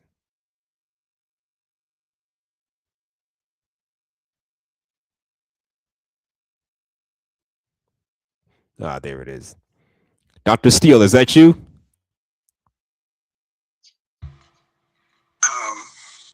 Can you hear me? Your mic's a little low, but I can hear you. Your mic's a little low, but I can hear you. It's deep. So, do you remember when Dr. Pruitt claimed that I was her accomplice? Yes, I do. I lied to you, hustler. I am Say her what? accomplice. I didn't He know sounds what like I was an getting AI. myself into. I That's seriously an didn't. AI. I was Hang a up. fool, an absolute fool, and I am so sorry. I am the reason this shit went Hang down. up. That's a fool. You must What say the hang hell up. was that? I said that was an AI. Hang up. How you know that was a? Well, I heard the sound after the fact, but hey, that didn't. Well, it sounded like Dr. Steele, but something told me that could not have been him.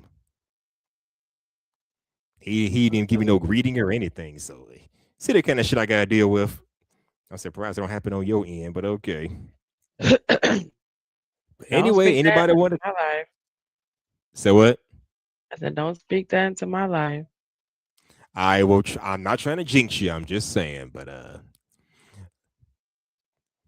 let's continue. Fair use. It as an excuse, because if your kid still can't read, write, or have any social skills, you cannot blame COVID anymore. And yes, that period of time did rewrite how we do school, how kids learn, and how parents, parent. And yes, for a while everything was chaotic. There were no rules, no structure, and no real accountability. And honestly, that made sense for the time. But the problem is we never fully went back. Okay, if anything, we stayed in COVID, because when you compare it to how things were before, it really starts to feel like we've relaxed way too much as a society when it comes to expectations. Like, for example, I get it that back then it was okay to just throw your iPad at your kid if you needed to do some work from home for 20 minutes. But that was supposed to be temporary. And instead it became like the new normal. And now you just see kids with iPads everywhere, in restaurants, airports, while they're grocery shopping. And babies are being handed iPads before they could even learn to say, "Mama, come with me to Best Buy to get my 1-year-old toddler's iPads." Okay, who the fuck buys a 1-year-old toddler an iPad? Seriously. I'm like, what the fuck? When I was 1 year old, I could barely play a Nintendo Entertainment System, let alone operate a computer. So what the fuck is going on here? When you were one, you can barely. You were learning how to grasp and learn that all your fingers and toes were doing. You're 12 months old. What do you mean holding the controller? You can barely hold a bottle. You're I just know. learning that That's your my hands, point. you That's know, the your whole damn hands are point. yeah, you can't hold anything. So COVID started in 2019 and it went over 3 years. So it went almost 4 years. They say it lasted. The health emergency was declared May 5th, 2023, and then that lasting over 3 years. So 2019 to 2023, the end of 2023 or 2024. They said over 3 years, so that would put it into 2024 Oh, when it finally like officially ended. All right, that makes sense.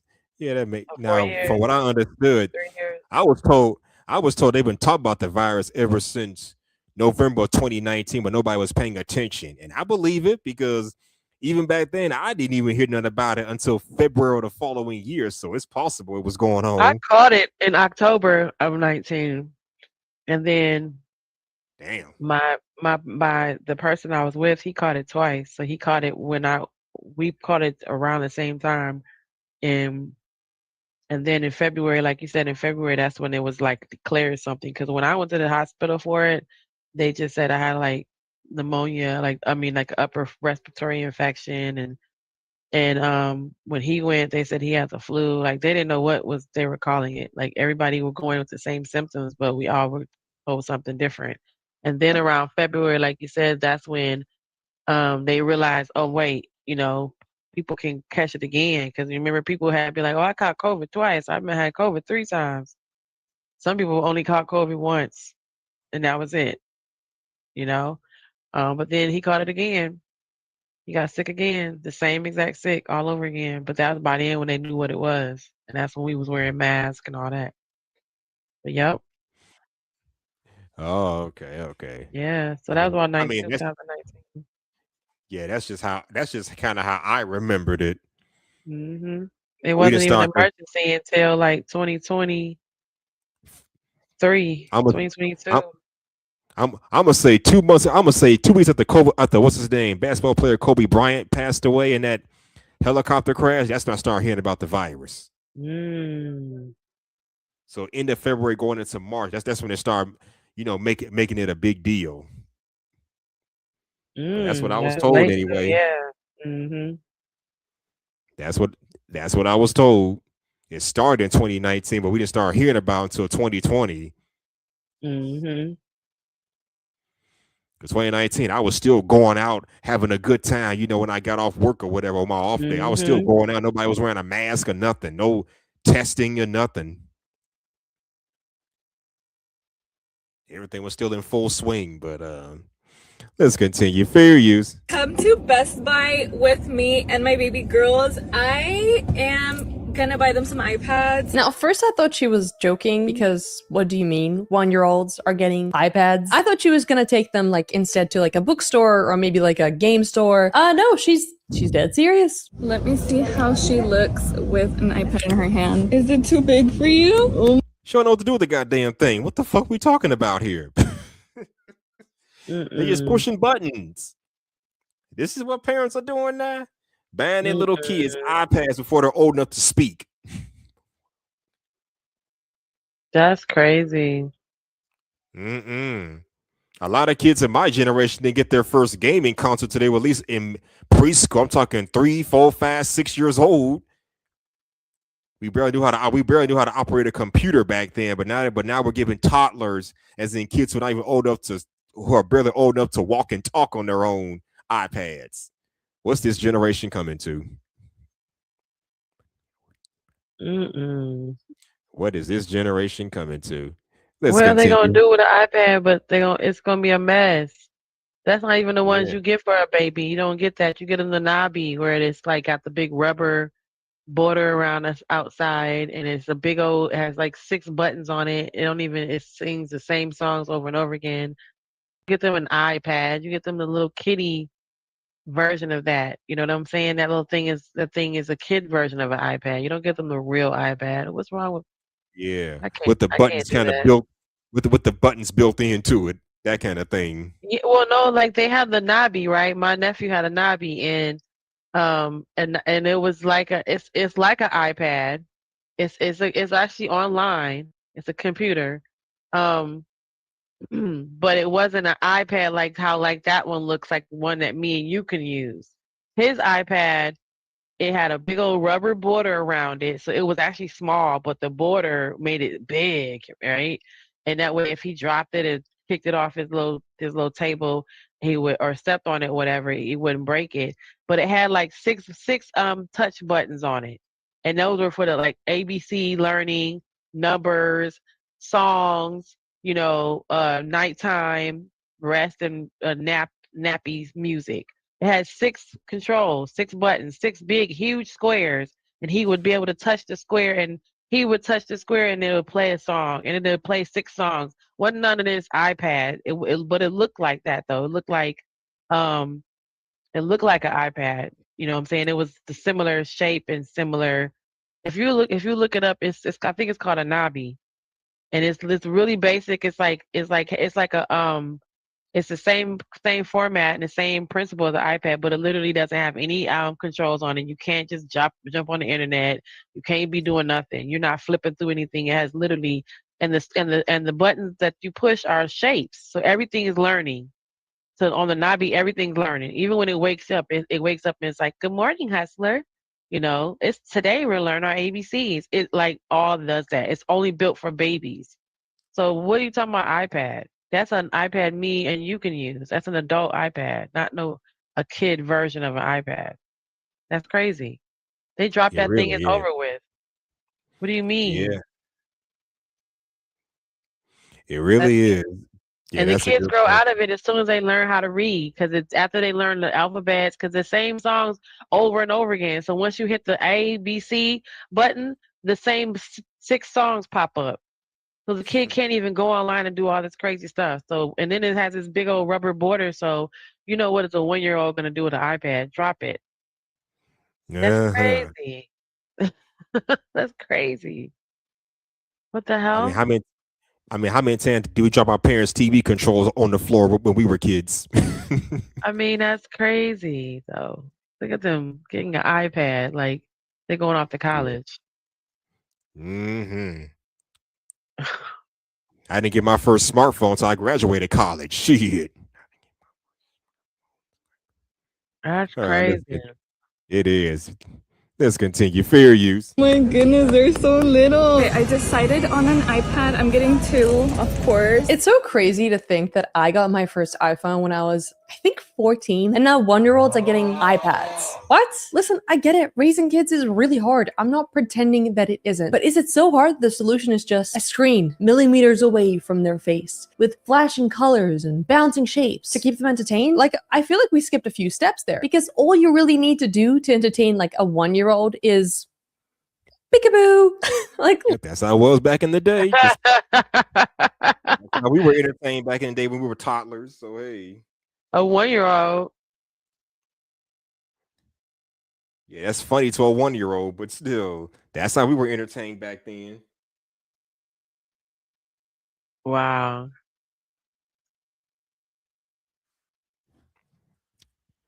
All right, let's continue. Fair use. literally, that's it. We went from peekaboo to handing them a fully optimized, highly addictive dopamine machine before they could barely even walk. I feel like that's a little extreme. I'm a retired middle school teacher here, but I do sub now, and I sub a lot in kindergarten. Here's what I like about teaching, and I want to talk about the iPad kid. I see kids who cannot use their words. They don't know how to wait their turn. They can't hold scissors. They don't know how to hold a pencil. They don't know how to spell their own name. By the time your child gets to kindergarten, they should know their ABCs, and they should know a lot of their numbers. I'm not telling you everything has to be perfect, but as I sub, I am seeing a lot of children with a lot of those deficits. But there's one thing they do know how to do, and that is how to turn on an iPad and how to use it. Now, first in my boomer brain, I thought that this was just bad parenting, right? Parents are handing their kids iPads from when they were 1 and letting them get hooked, and it's affecting their development. I thought that was the obvious answer, right? Then I realized that it's actually not just the parents. It's the schools too. A report found that 94% of public schools surveyed provided digital devices to students in 2022.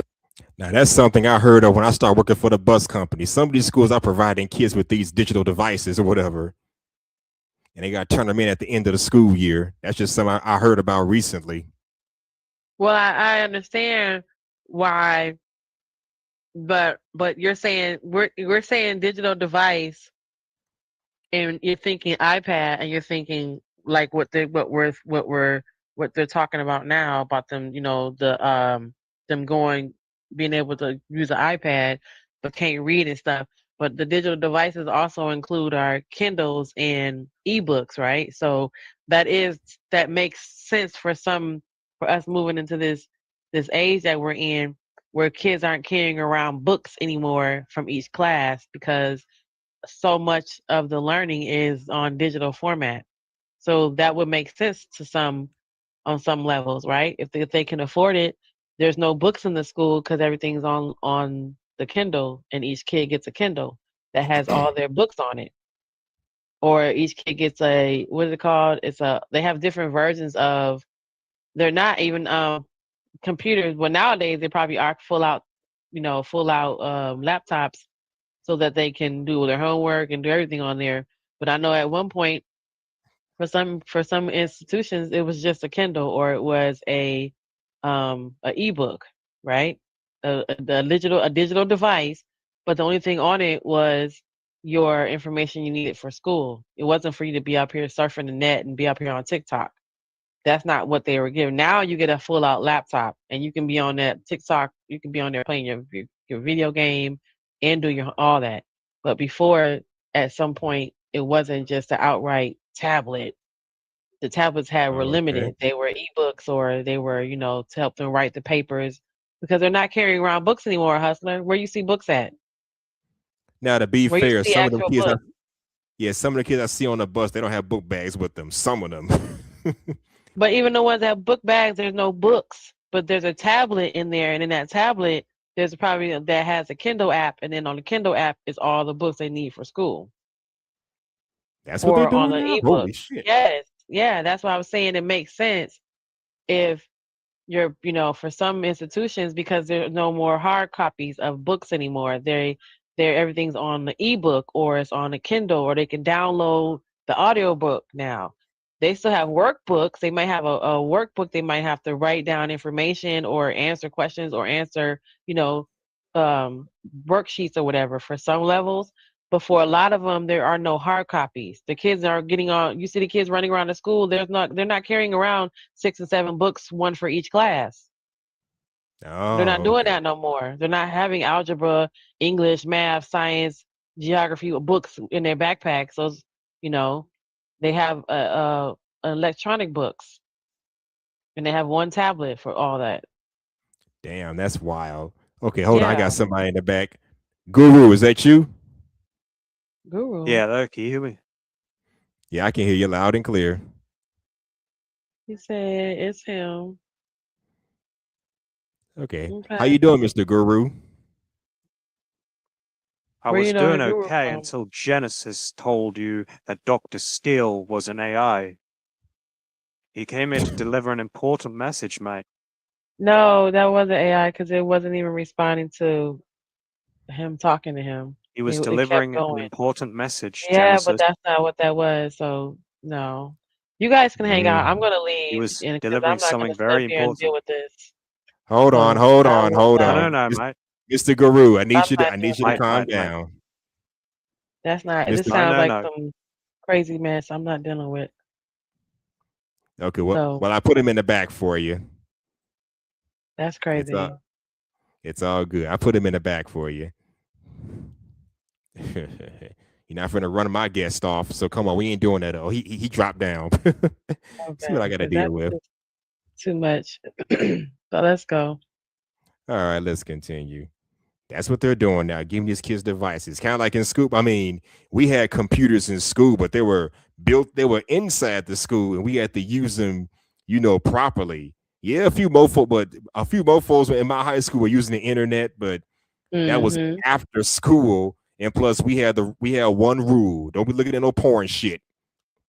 Well, This is a way lot of them is blocked out, right? They have it. You can't even access certain websites from inside the school, even in college. Yep, that because too.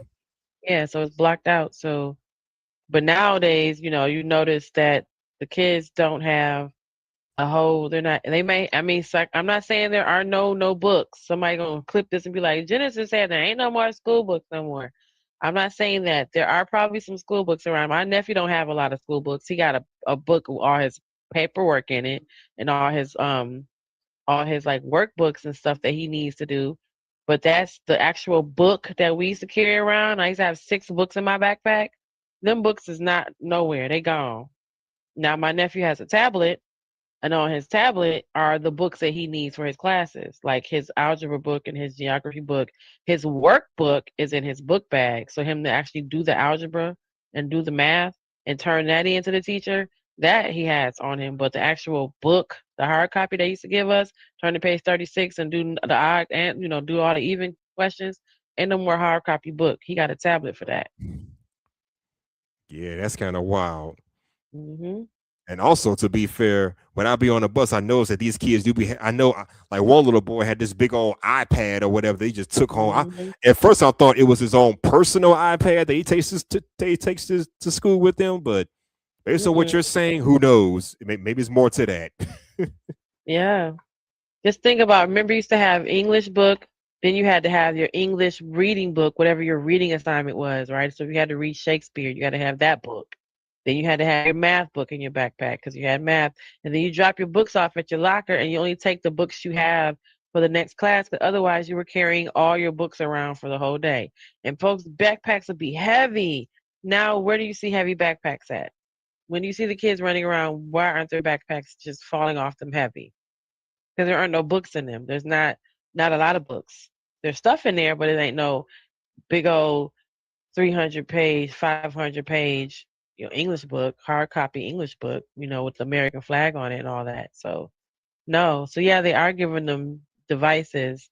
However, it's to the point now that they're getting outright laptops.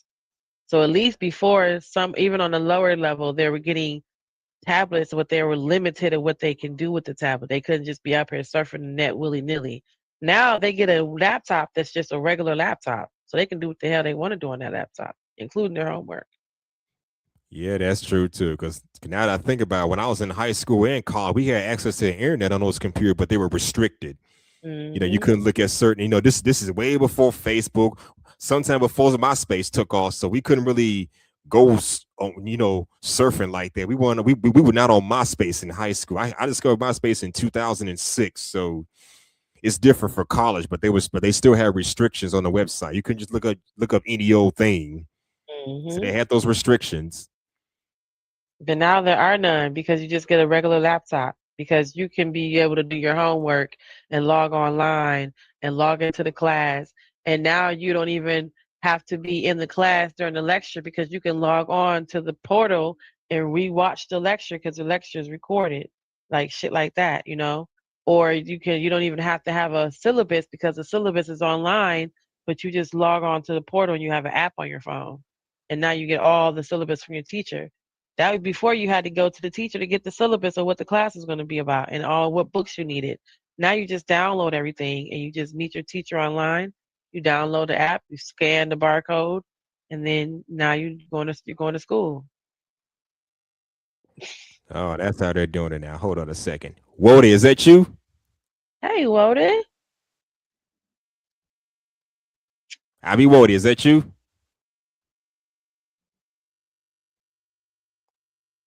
Don't tell me your mic acting up again. Wody, is that you?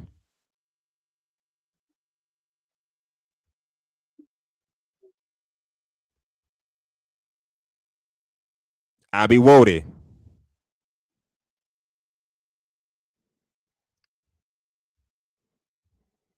I know Wody. Well, let him fix his mic. Wody, is that you? Yeah. I hope it is him. Can you see him? You've seen him before, right? Yeah, he's been on my show many times, in fact. So you know what he looks like. Yeah, but it's somebody been hacking pages and stuff like that. You saw Dr. Eugene Steele got hacked, so. So who cammed up when they cammed up in the back? Who do you see? Well, I didn't see Wody came up in the back. He's been on cam before, but.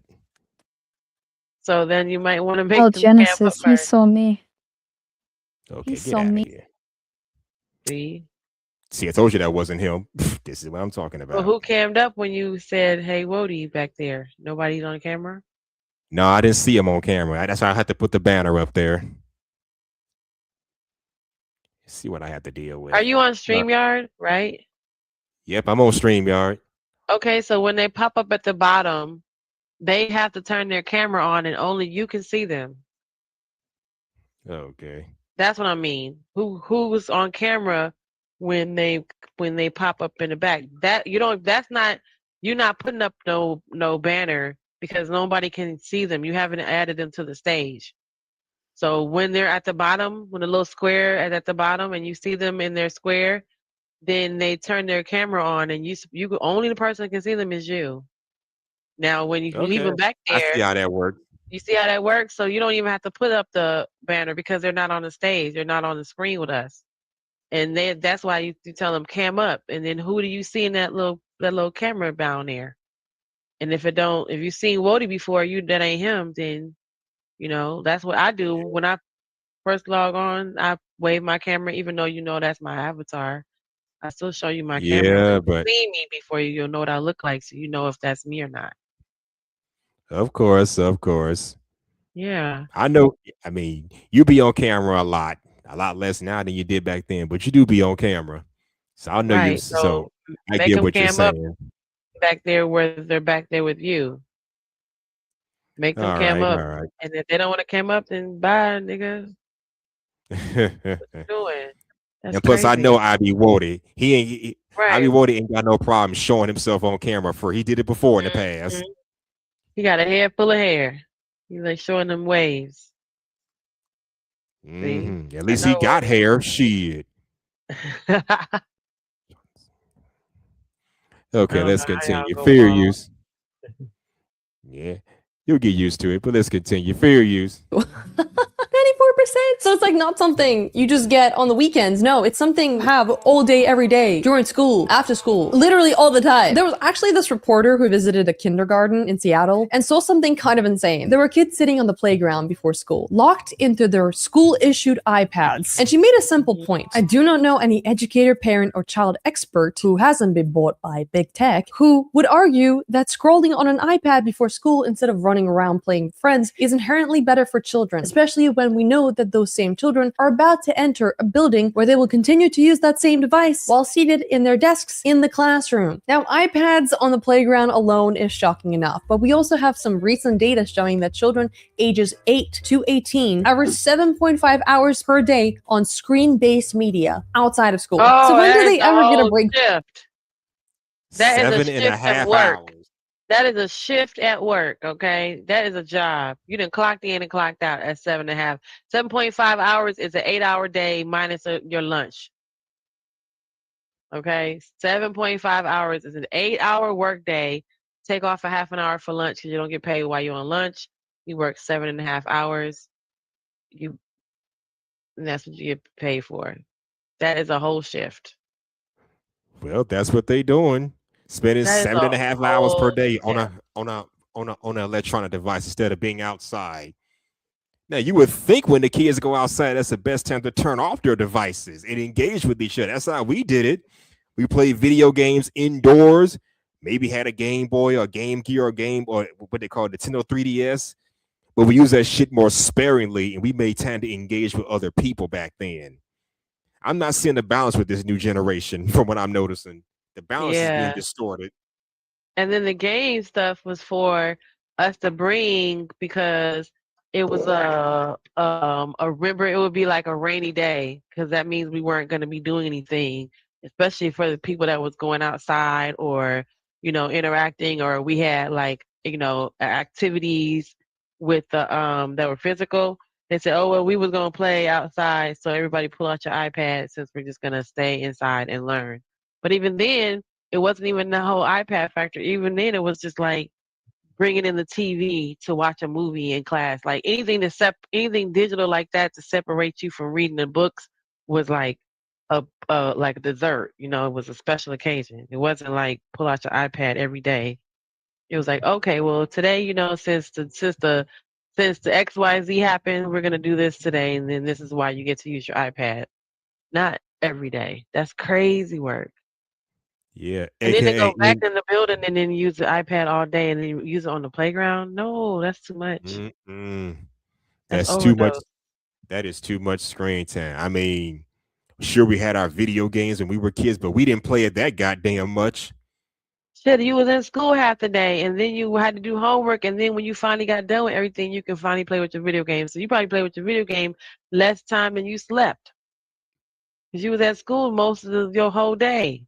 That's was your job. You was at school 8 hours a day. And then think about it, when you get home, you only have from the time you got home and the time your mama said go to bed. So what, Uh-huh.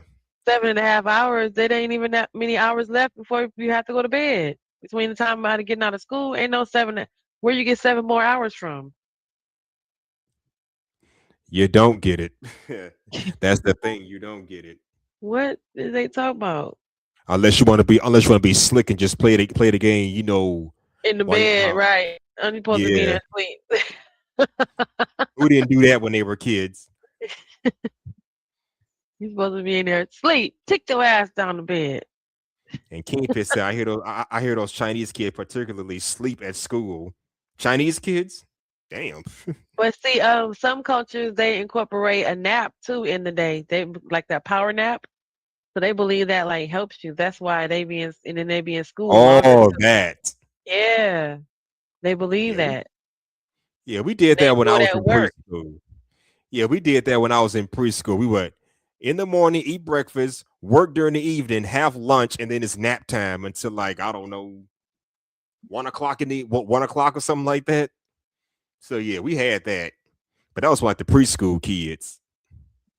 Well, no, I think like some Japanese, they do that like throughout the day. They have like rest periods. They have like meditation. And they're in school a lot longer. The day is longer for them but they include a whole entire rest because they think it's like an essential to the balance to learn and then go and then rest and then, eat and all that. They don't have the structure that we have,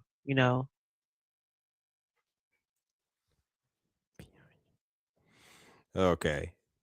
It makes sense. I got somebody in the back, and yes, he did cam up. Oh, sorry, my bad. Force a habit. Johnson Clyde, is that you? Hello, Genesis. No. It's me, Michael Jackson. You know this guy? No. Yes, I don't know me. Whoever it is. How did you cam up and don't know who that is, Hustler? Who did you see? I've never seen this guy before. Okay, well, if you've never seen them, don't let them on your panel. If you haven't never seen them, even if they do cam up, camming up is just to tell you that it's an actual person versus someone back there playing. Like, I see a human. But if you don't know that human's face, then I don't know you, nigga. But hey, that's just how I do my show. It's an open panel. Anybody can come up. Just don't come up here with no bullshit. That's all I got to say. If they come up with some bullshit, I'm kicking them off. Right, but if so far you 0-3 for actually knowing who is hitting your link. I would take that odds and change up how I'm letting them up on the panel. Anybody can come, but how about anybody I know right now? The rest of y'all niggas I don't know, you all can eat a dick. But the people that I do know, how about all you guys are welcome? Because right now you 0-3 for people you know that's hitting your link. Right now, 3 people that you don't even know hit your link. And I'm like, okay, anybody can come, but it's got to be somebody I absolutely know because you 0-3 right now. Yeah, that was 3 times. Exactly, because let's not forget, somebody was pretending to be Dr. Eugene Steele, and then someone was, and I guess that was Ivy Ward that came up there earlier. Ivy Ward didn't hit the link. That wasn't him. Remember, they was like, Genesis. So that wasn't even him. And then this last one, that wasn't even that person. So that is 3 instances back to back where we don't know who the fuck this is. I don't mean to be cussing. So how about it's like if they came to your door, okay? If they came to your door and you looked at the peephole, Hustler, and you like, I don't know who that is. Why are you opening the door? Don't open the door. Look out the peephole. I don't know you. And go sit your ass back down and watch TV. And they'll walk away because you don't know who that is. Don't let them in your house. That's your house. But that's how you do. I don't let strangers. I don't know you. So anybody can come up. It's open panel to the people I know that I've recognized their face. I mean, I put it in subscriber mode. It's I get still what you're but that's part of the YouTube game too, right? People subscribe to everybody so they can have access to you. That's okay because I want you to subscribe. So you could be subscribing, but you right now you got people fucking with you that are subscribed to you. That's fine. Them two things ain't got nothing to do with you being subscribed and then you being an asshole is separate right now. Right now you're dealing with them being an asshole. And if they take their subscription away, then so what? They're assholes right now. They're not helping your channel build or nothing. They're up here being jerks. So you can fuck their subscription. Take you and your one little bell on somewhere. That's crazy. I don't give a I could care less. That's crazy. It really is. Yeah, up here they're damaging your channel for the sake of a fucking subscription. That one subscription of them leaving, fucking with you. No, take your little bell, unbell yourself, and leave me alone. And that way, somebody who wants to come up here and talk to you, now they got room to do it. But right now, no, that's messed up. Don't do that. Because if they was outside your door, you'd be like, fuck you. And you'd be trying to get your pew and be like, get the fuck away off my porch. I get what you're saying. There's a lot of crazy that's been coming on my show trying to derail it. But I don't let that shit bother me. And the guy is on camera. And it's aesthetics. Okay, but if you don't recognize them, so someone's at your door, it's a person, you see them, but it's a stranger. Either if that was really happening, you wouldn't open the door because I don't recognize who you are. So how about my panel is open to who I know? I'm gonna open the door to folks I know. Okay. I'm not opening the door to a stranger. I get what you're saying. I get what you're saying. I guess I'm just trying to make new friends and see who's cool and who's not. No, I've made quite a few. Okay, but invite people over who invited you over. Start there. Start with folks who let you on their panel. And then if I remember correctly, I didn't know who you was until this last summer when you was on one of my late night summer shows with What the Funk. That's when I first met you. You cool but people. I came to another person's panel. You saw me somewhere else first. You saw me other places as well. Yes, because after that, you start intermingling with the same audiences. Our audiences are always been intermingling. This sector has that. That's what this sector is. Part of that's what the sector, what goes on over here. My audience, some of my people is your people. Some of your people is Izzy people. Some Izzy people is, fatty people. Some of fatty people is everybody's got a little handful of the same group of people. So once you start seeing that person again, you be like, oh, I don't know who this Genesis I Am is. You click on my name and you go to my channel, you be like, okay, she's an actual real person. It's not an AI, not a bot. It's not a bot or someone catfishing. And then you say, hey, that's the same chick I just saw in my chat. There's a real person right there. So it don't take, but you see what I'm saying? Where you can put it together and be like, oh, okay, she's that's how you end up being cool. Like, okay, well, Hustle Mustard was over here. Then he showed up over here again. Then I came to his panel. Then he came to my panel. Okay, that kind of makes it a little bit more like. I got you now. Here's somebody in the back I really do know. Let me bring this person up real quick. Hold on, let me see. Where is it? Welcome to the show. Let the real game begin. Time to celebrate how the hustlers always win. Yeah, we built this empire from the muscle and the mind, leaving all the competition looking way behind. It's a sophisticated vision with a powerful attack, hustling muscular, and there ain't no turning back. So turn the speakers up, let the synth lead glide. This is where the strong and the proud ones reside. Welcome to the Hustler and Muscular Show. The Hustler and Muscular Show. Ladies and gentlemen, we got Creative Solutions, part of evolution. Always welcome to my institution. All right, see, we got one now. We finally got a real human. You guys are fucking idiots. Okay, we got a Jackson. Let's go. Let's get out of here. This is not working. See what I mean? You see what I mean? Did you see her? You're right. It ain't. That's why I got to put the camera up. Yes, I saw her on camera. That's the thing. And that's what I was trying to tell you earlier. Even when these motherfuckers cam up and I see it's a real person, still, I got to be careful. Yeah. You saw Creative Wave? Wave at you? Yes, I saw Creative Wave. I mean, yeah, How I is saw that her. even happening? If I go turn my camera on right now, you see it's me. How is that even happening? You see my hairstyle, you see me talking to you. How is that even happening? And you see the I person don't. right there. She can talk, you can hear Mm-hmm. her It's voice. these goddamn hackers. I don't know what they're doing, hacking people's accounts and using their information. I don't know how, but But how is it they're able, how are they, I mean, I know how they, I showed y'all the AI video on how they can do it. But how are they even oh able yeah, yeah. to be a whole person on in the camera? Her background is her, you know what I'm saying? You see her house, the chair she always that she's cams up from.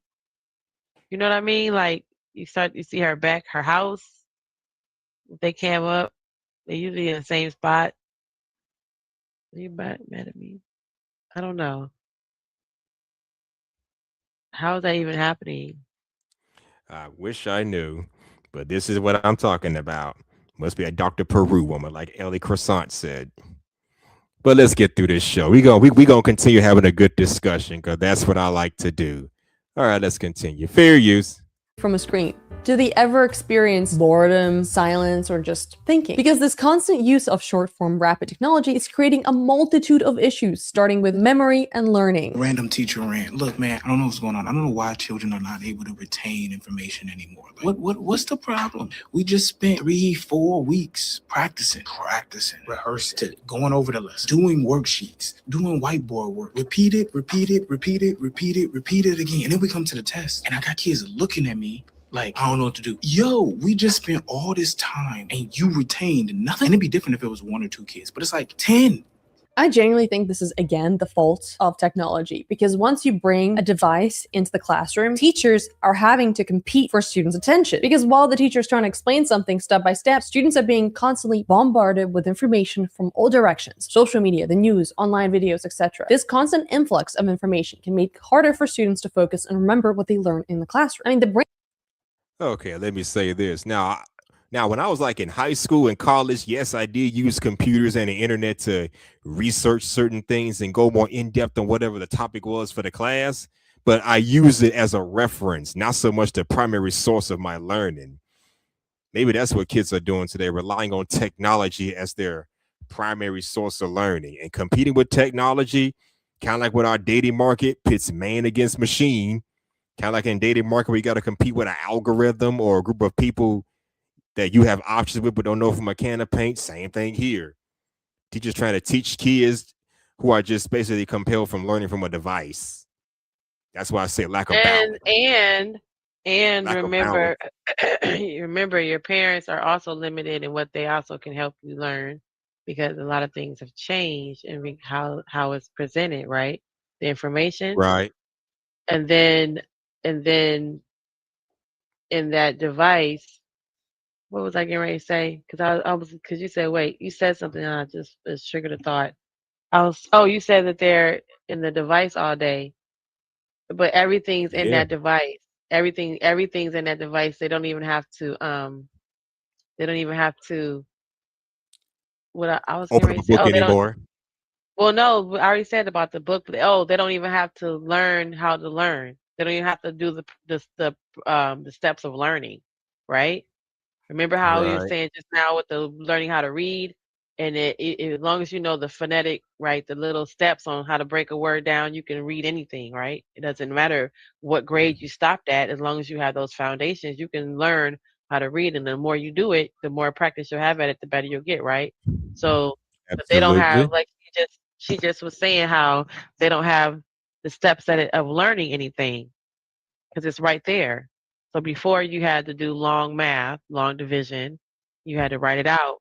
And forever you're going to always know, 12 times 12 is 144, right? No Because calculators. No using calculators either. the learning of learning is not there either, right?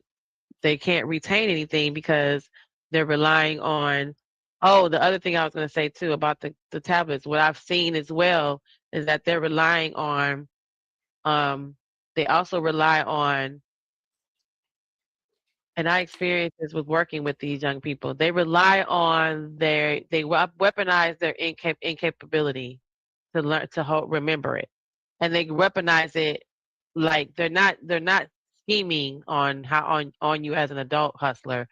What they're doing is because they know because I want to say this to sound mean, but because they know that the longer it takes them to figure it out, you're going to help them hurry. You're going to hurry it up.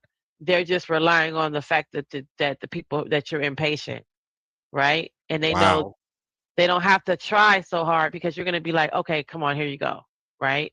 And they're also relying on almost getting it. Remember I said with spelling the word women, and as long as if I say the word women and I'm pronounced it, the MYN sound does make that same sound. And then, like you said, with the whole potato and the chips, well, at least he's got the right thing. So they're relying on that now. So they don't have to try. They don't have to do all that. They don't have to work so hard. And so that's what she was saying with them retaining information. Why, if enough of us don't retain it, the teacher's just gonna teach us. You know, they could, and that's why the teacher was like, because I've experienced that with them working with them. I've trained an employee that a 16-year-old, a 17-year-old how to work. I've trained them on the fry station. It's simple. Here go the containers, small, medium, large. And the fact that after I'm done, I've heard people get upset with me and me training. I'm a good trainer, so don't do that. I'm just saying that they've gotten frustrated because now that I realize that, especially with the younger people, when I train the younger people, I have to go back and do checks points in between everything, right? And it's almost you're almost being patronistic, H&M, because you have to be like, okay, if a customer says X, Y, and Z, that means if they upgrade, that means it's not going to be a medium, it's going to be a what? Which I have to even say it like that. And it sounds like you're talking down to somebody because it sounds bad, because me and you know how to read, right? Because if I say you, it's going to be like, well, damn, Genesis, what are you talking to me like that for? But to them, that's how you have to do it sometimes. You got to be like, okay, so if they order a large, that means you're going to grab what cup? And then you have to make them grab the cup, so you can be like, good, that's the right one. You see what I'm saying? Because you just told them, and you just train them, but they're not remembering none of it. But yeah. Okay, I see what you're saying. Yeah. It's sad because you're talking to a little kid like they're stupid. Like, okay, well, which bag do you use if it's a one item or two items? Which cup do you get if it's a medium? Yeah. After all that training and orientation. And where was you working at exactly? A fast food restaurant? I was training a couple places. I had a couple sit-down casual dining where you come in and sit down, and they come out and bring the waiter brings the food to you. And I had a couple fast food restaurants. It's even bad in the fast food restaurant because it's simple shit. It's maybe a little trickier in the sit-down dining restaurants because people sitting down. You got to kind of read the room a little bit. But in the fast food, they coming in there asking for a biggie bag. It's only so many shit that can be in the biggie bag. The bag costs the same price every time, but they have problems with it.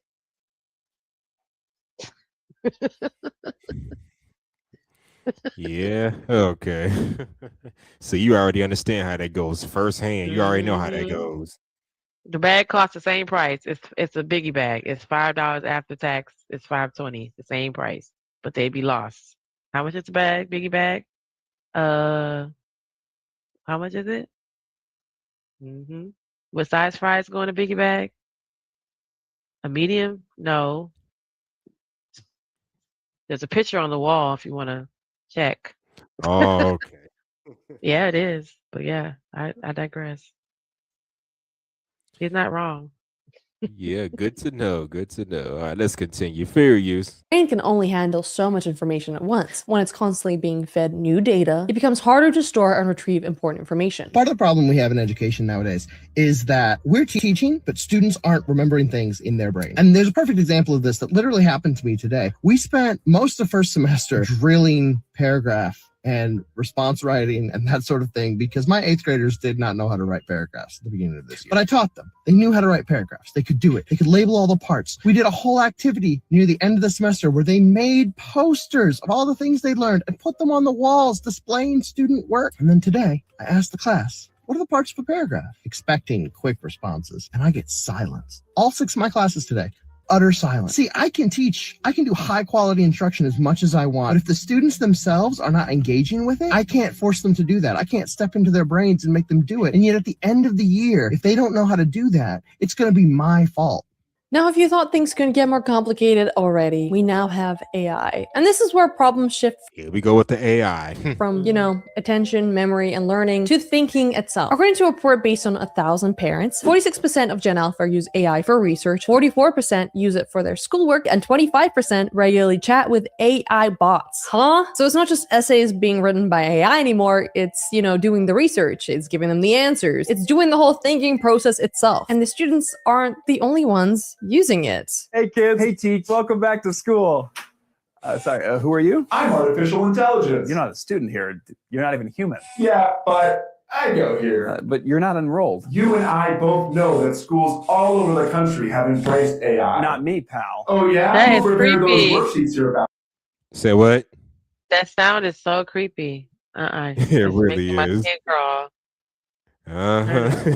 Oh, fast forward that. 2.5 million teachers use an app called Magic School AI. I'm coming in. Class, I'd like to welcome our new student AI. Oh yeah, we know him. But you're seniors. It's been that long? Yeah, we've been cheating off him since the middle of freshman year. But we don't even have laws to deal with you. President Trump signed an executive order in April promoting the use of AI for American youth. Doc, can you take notes for me? Sure thing. Trump also unveiled a vision of global AI dominance in a 23-page detailed document. Do you want to teach the class? Sure. What do you want to learn today? Nothing. Okay, I love you. Now, the biggest problem. Wow. Yeah, Trump did all that for real? Damn. So there's a video of a guy that's sitting in his college class, and his teacher was pissed, got an attitude with him because he wasn't writing anything down, and he wasn't typing like on his iPad like everybody else. And the teacher was walking around talking, and he was like asking the professor was asking him like, "What's going on? Right? How you're gonna remember everything I said? You're not writing anything down. You need to take notes. In my class, I require you take studious notes." And he said, "I am taking notes." He said, "My AI is listening to everything you're saying, and even this conversation is drawing bullet points out of everything that you said." And he didn't believe him, and he turned his computer around, and it was a whole outline of everything that the professor was saying. So he didn't even have to take notes in his own class. Remember, you used to have to go and buy notes, something for dummies, the little yellow books that will give you like Cliff Notes.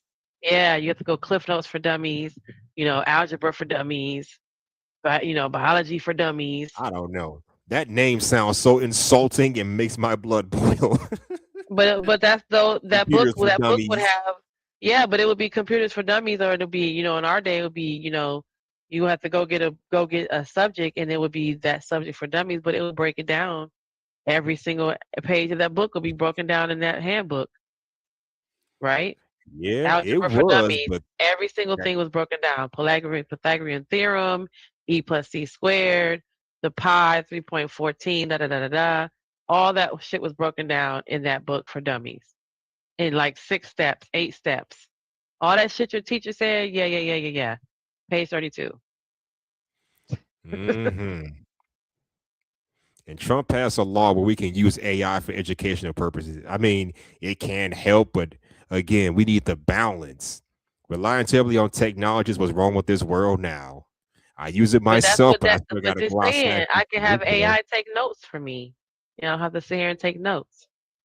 How you gonna learn how to properly read and write and articulate if you're just relying on a machine to do all your work? And it can take notes, and from those notes, it can write your paper. And you just tell AI what you needed to write. Okay. Mm-hmm. Kind of reminds me of that old speaking test where you speak into the device and just types it out for you. Yeah. The only downside is sometimes it'll misinterpret certain words or whatever.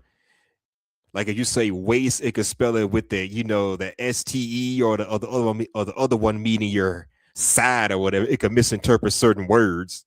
Right, like how we just said issue in the mind. cuh sound. Right, how we just got finished going through the different sounds of cuh. Yeah. And how it won't. But see how they were I don't know if you were watching before when they were talking about the home language. So now they're incorporating home language because young people speak differently in their homes and they speak out in the world, right? Especially folks that have multiple languages. So now they're Yeah. incorporating that. So the AI is picking up on some of the dialect and some of the Ebonics and home language that we use. So it's even if you say, damn, that's a badass idea right there, H&M. It can the AI can pick that up and it can translate it into a professional saying instead of me saying that was a badass, idea you had. Damn, that was fly as hell. It can read that I'm saying fly as hell, and because it knows Ebonics, it's going to translate that into proper English for me. So it will still write my paper, even though I talk to AI like it's a nigga down the Okay. street. Yeah. Okay.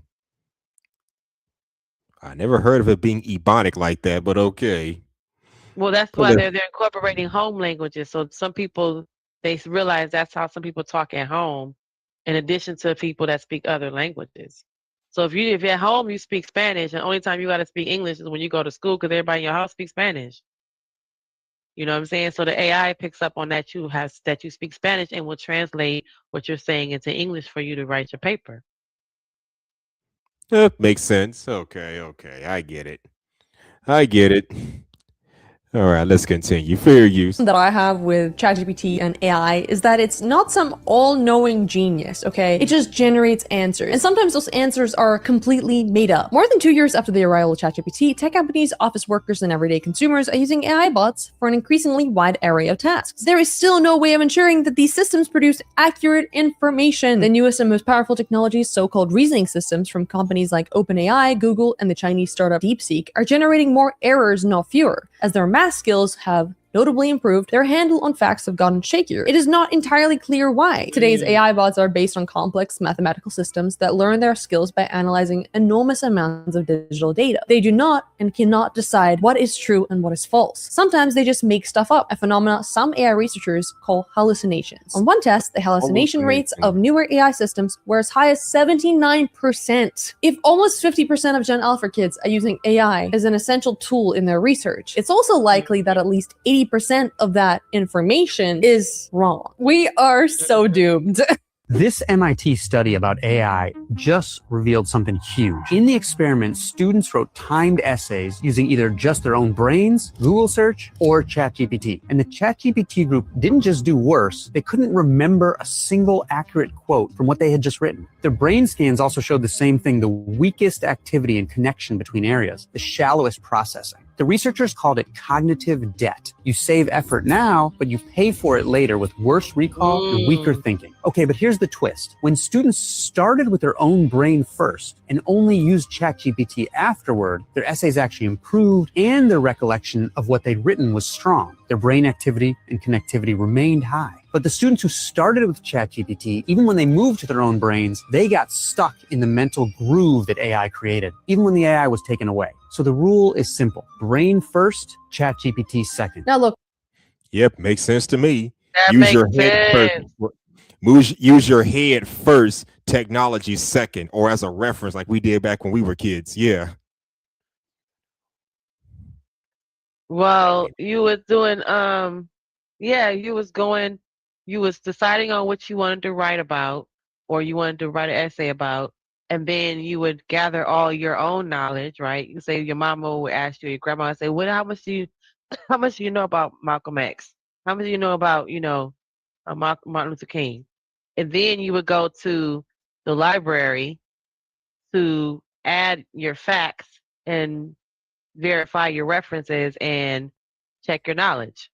So I guess that would be the same process, because remember I said earlier, the process of learning is changing. What she said, how they go about learning what they learn. So back in the day, that's how we would go about learning, right? We'll be like, oh, I want to write about an astronaut. And then we would go learn about an astronaut. But see, here, you don't have to learn about anything because ChatGPT can just learn it for you. So yeah, that would make sense now. Use your brain first and then go to the resource to like verify and add to it and then, don't use Chat GPT first because you don't even know what Chat GPT said. You just turned the paper in. You don't even know what the paper said. Right? Because on top of that, they can't comprehend what they're reading, so they have no idea what's on the paper. That's crazy. Yeah, it really is. That's messed up. Yeah. Now, when I was in school, I had to do the research first. You know, read some Yeah. books, read some books or whatever, and then and as a secondary source, I will go on the internet and find something. Now, from what I Mhm. understand, if you're going to reference something from an internet vlog or a page, you better reference it. Most important of all, that's plagiarism if you don't. Excuse me. But who are you going to reference if everything is online? They're all digital references. Well, you could say That's something like crazy though. according to the website Wikipedia or according to the website encyclopedia.com, such and such information. You have to reference this stuff. I learned that when I was in high school and throughout my university days, referencing things, even if they are online vlogs or whatever. Hmm. So yeah, back then we couldn't just rely on technology to get our information. We had to literally go look it up. And then they can check though. See here, there's so much. Like she said, if almost 89%, 87% is made up information, what reference are you checking that you got from Chat GPT? Because Yeah, back good then you point. can go get the book that I said I read, right? You can go get the newspaper. Remember, well, I'm older than you, but back then it was, the microfiche and the microfilm, and then you print the page out, and that was a newspaper because there wasn't no more newspapers or magazines, articles in circulation. So back then you had to sometimes you even had to print that out back then, or at least definitely write it down on that resource page. And then part of your grade is the fact that your instructor can check a reference. Yep, that's how we did it. Well, I referenced my sources at the very end of the report. Right, and that's it. That's why your instructor would have your paper so long, because they would check a reference to see if any one of those references were true, and they wouldn't even be. And they would just go online or look it up or look for the book or look for look for it. And if they can pull it up and find there was an actual real reference, then part of your grade was on the fact that there were real references. Because people could write down anything and be fake about it. But now, Hustler, if 87% of what ChatGPT saying is made up, how is that a reference? It's not. So you have ChatGPT help you write a research paper. Where the hell is he getting this information from if over half is made up? Good point. That's a very good question. Unfortunately, I don't have an answer for that, because if they're just making up the information as they go along, you can't reference really anything. So You get it, yeah. That's crazy. That's crazy. And these kids are using ChatGPT to write the paper, the research Yeah. paper. that's like And you half trying of to what he's saying is wrong. I mean, made up. that's like you trying to find a location of a building you don't know, but yeah, you have no address book, no references, no GPS to guide you, nothing to go on to help you find this place. That's crazy now that I think about it. That's a big number. Damn. The All right, baby. let's see what else she has to say. Okay, fair use. I personally am not completely against AI because realistically, I don't think it's going anywhere. That's why our only option here is to teach the next generation to use it properly. But the biggest problem is that the iPad generation is already at a huge disadvantage because we're talking about kids who struggle to focus, who can't retain information, who are used to getting instant answers for everything. So expecting them to suddenly slow down and question every response, right? To think critically about what they're being told, that's a huge ask. It's frustrating and it's disheartening because if I ask a child to handwrite something, even just a paragraph, 5 sentences, basic paragraph, they roll their eyes, they throw tantrums. I'm talking about high schoolers. I teach 10th grade now. They get really, really unruly. And because I'm young too, they want to argue with me about it. And they want to say, why can't we just type it? Why can't we just type it? Well, it's because you'll go on another website or you'll copy it or use AI, you'll use ChatGPT. And I understand that our world is going in a direction where AI is going to be more prevalent, even in the workforce someday, that still doesn't take away that these are basic skills you need to survive. And that's why this doesn't start in the classroom, okay? It starts at home with something as simple as actually helping your child learn. Because guess what? The parent is actually the child's first teacher. Yep, they actually are. Yep, I said that. I've been saying, and I've been saying that for decades. No shit. See, that is how helping them on how to learn. Because once Yeah, it's like reading, it's like once you learn how to break down things phonetically. Remember, we just went through the whole different sounds of the different letters that make the sound "k." Once Yep. you learn all the different various ways that sound could be made, there's in that your brain's gonna have a point of reference to help you figure out how to read it. But if you don't got that part, then you're right. You ain't gonna learn. You can't learn. You'll learn how you gonna learn stuff. Yeah, that's a good point. That's a good point. Because I've said that time and time again. My mama was my first teacher. And I guess my cousins who are Gen Xers like yourself, they were like the second and third dairy teachers, I suppose. Hmm. And then Again, I made things. I remember things being and maybe that's where I got it from too, because I did that. I always would do it with my sisters. I do it with my kids that I had when I was teaching, when I had a preschool and a latchkey class.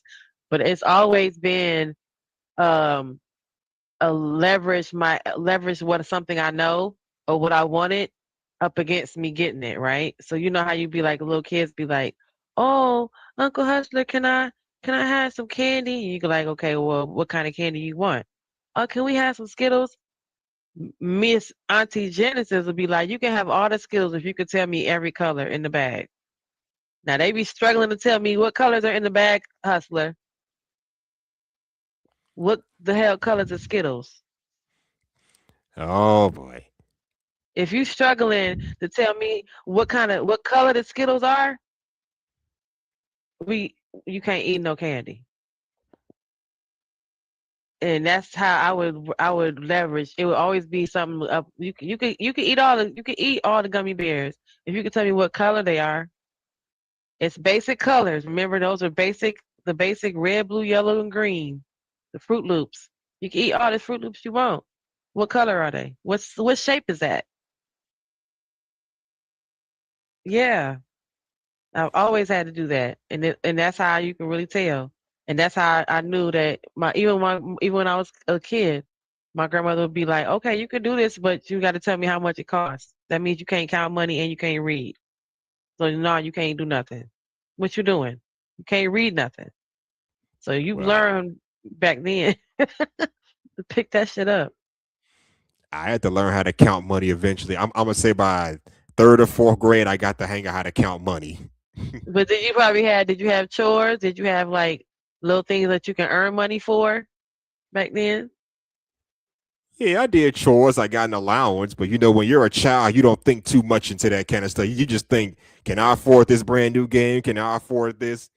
The only thing I focused on was, you know, like if my mom gave me $20, for example, I can buy something for like $18 or less, $19 or less. That's all I focused on at the time. The counting the change part, I had to kind of grow into that. Right. Whatever So it was. Yeah. imagine being your exact that age. How old were you when you were doing that? When you were when you were buying stuff when you knew that? How old were you when you knew that if you wanted something and you only had $20, it had to be 18 or less? How old was that? I'm gonna say between ages 7 and 10 years old, around that time. Okay, so that's 7 is second grade, 10 is fifth grade, right? So we just saw the teacher say the kids, they don't have that concept at fifth grade. But the other teacher says she's teaching seventh grade, and Yeah, they middle don't have school that. kid. They don't have that concept, Hustler, that you said between the ages of 7 and 10 for you. So when you were 7 years old, around 8 years old, 9 years old, or 10-year-old, little Hustler already knew that if he had a $20 bill and he wanted to buy something, he had to stay below $18 in case it was probably taxes. These kids are the same age you were back then, and they have no clue of that. How do I know if that part is true, Hustler? Because I've stood behind 17-year-olds who do not know how to count change back. They can't say, your bill is $6.50. Here is your change. 50 cents, $1, $1. They don't know how to count that. That you give me a $20 bill, your bill is $15.50. They don't know how to say 16, 17, 18, 19, 20. So they absolutely don't know how to say, if I have only $20, I only can spend less than $20. They don't have that concept. Is what do you mean? They don't understand that. Because they're still trying to order. That's just sad. You buy something, they'll buy something for $20 and then be surprised they don't have enough money. Yeah. You knew at 10 that you had $20 bill, you had to stay below 20 for you to be able to use it. Anything over that means you don't have enough money. You don't got $21, you have 20. But these are 10-year-olds, 11-year-olds, 12-year-olds today who don't understand that concept. And you understood it at 10. Lil Hustler knew that at 10. That's crazy. Yep, that's the thing. Now, as far as how to count the change aesthetically, I got into that when I was older. I had to start small. That's kind of maybe that's the thing. I started small, cause like I said, I understood that when you have a certain amount of money, you can't go above what that dollar amount is. Again, if my mama gave me $20, I know I can buy anything that would cost no more than that 20. So if it's $18, well, I'm getting $2 back in change. Yeah, that's all I needed to know as a child. My 7, 8, 9, 10-year-old brain was just like, I got $20. I'll buy something for $18, $19 or less than that. That's all I need to know. Give me what I want, and it went from there. See, but these kids today don't understand that. They don't have no idea what that is. That's what they're telling us. What do you mean? I got $20. That means you need to spend less than $20. But no, I got $20. No, you have $19.99.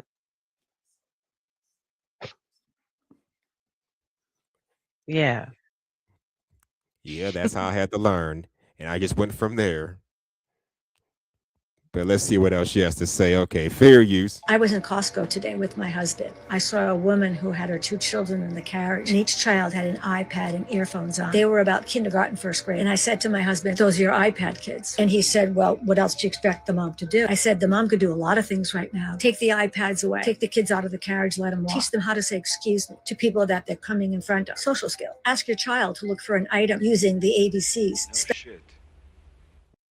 Spelling things out. Maybe doing a little bit of math with your child in terms of how much the items cost. Asking your child to be in charge with the cashier so that they can talk to the cashier to develop those social skills. You see, in Costco at that moment in time, there were so many opportunities for that parent to be a teacher. Now, all of that sounds really nice, in theory, until you realize that a lot of parents genuinely don't care about their kids' education. And some of them even get annoyed when their kids get homework. So I'm scrolling on Facebook, minding my Get annoyed when they get homework, damn. business as one does, and I came across this post, and it says they done it again. How do I set up a parent-teacher conference? Because baby be effing for real. And I was confused because I didn't see nothing wrong with this. And come to find out, she was upset that her 2-year-old child had homework, which they need to do homework. They need to learn. That's the point of going to school. But I kept going through the shares, and I kept seeing common theme. So the next post I saw was this one, and it says, I'm actually concerned. I just looked at my baby's papers. It's on all papers. Why the dumb school system teaching the babies to spell wrong? And so I was confused, and I was looking at the sheet, and I didn't see nothing wrong. Come to find out, they're talking about where it says color. They think that is.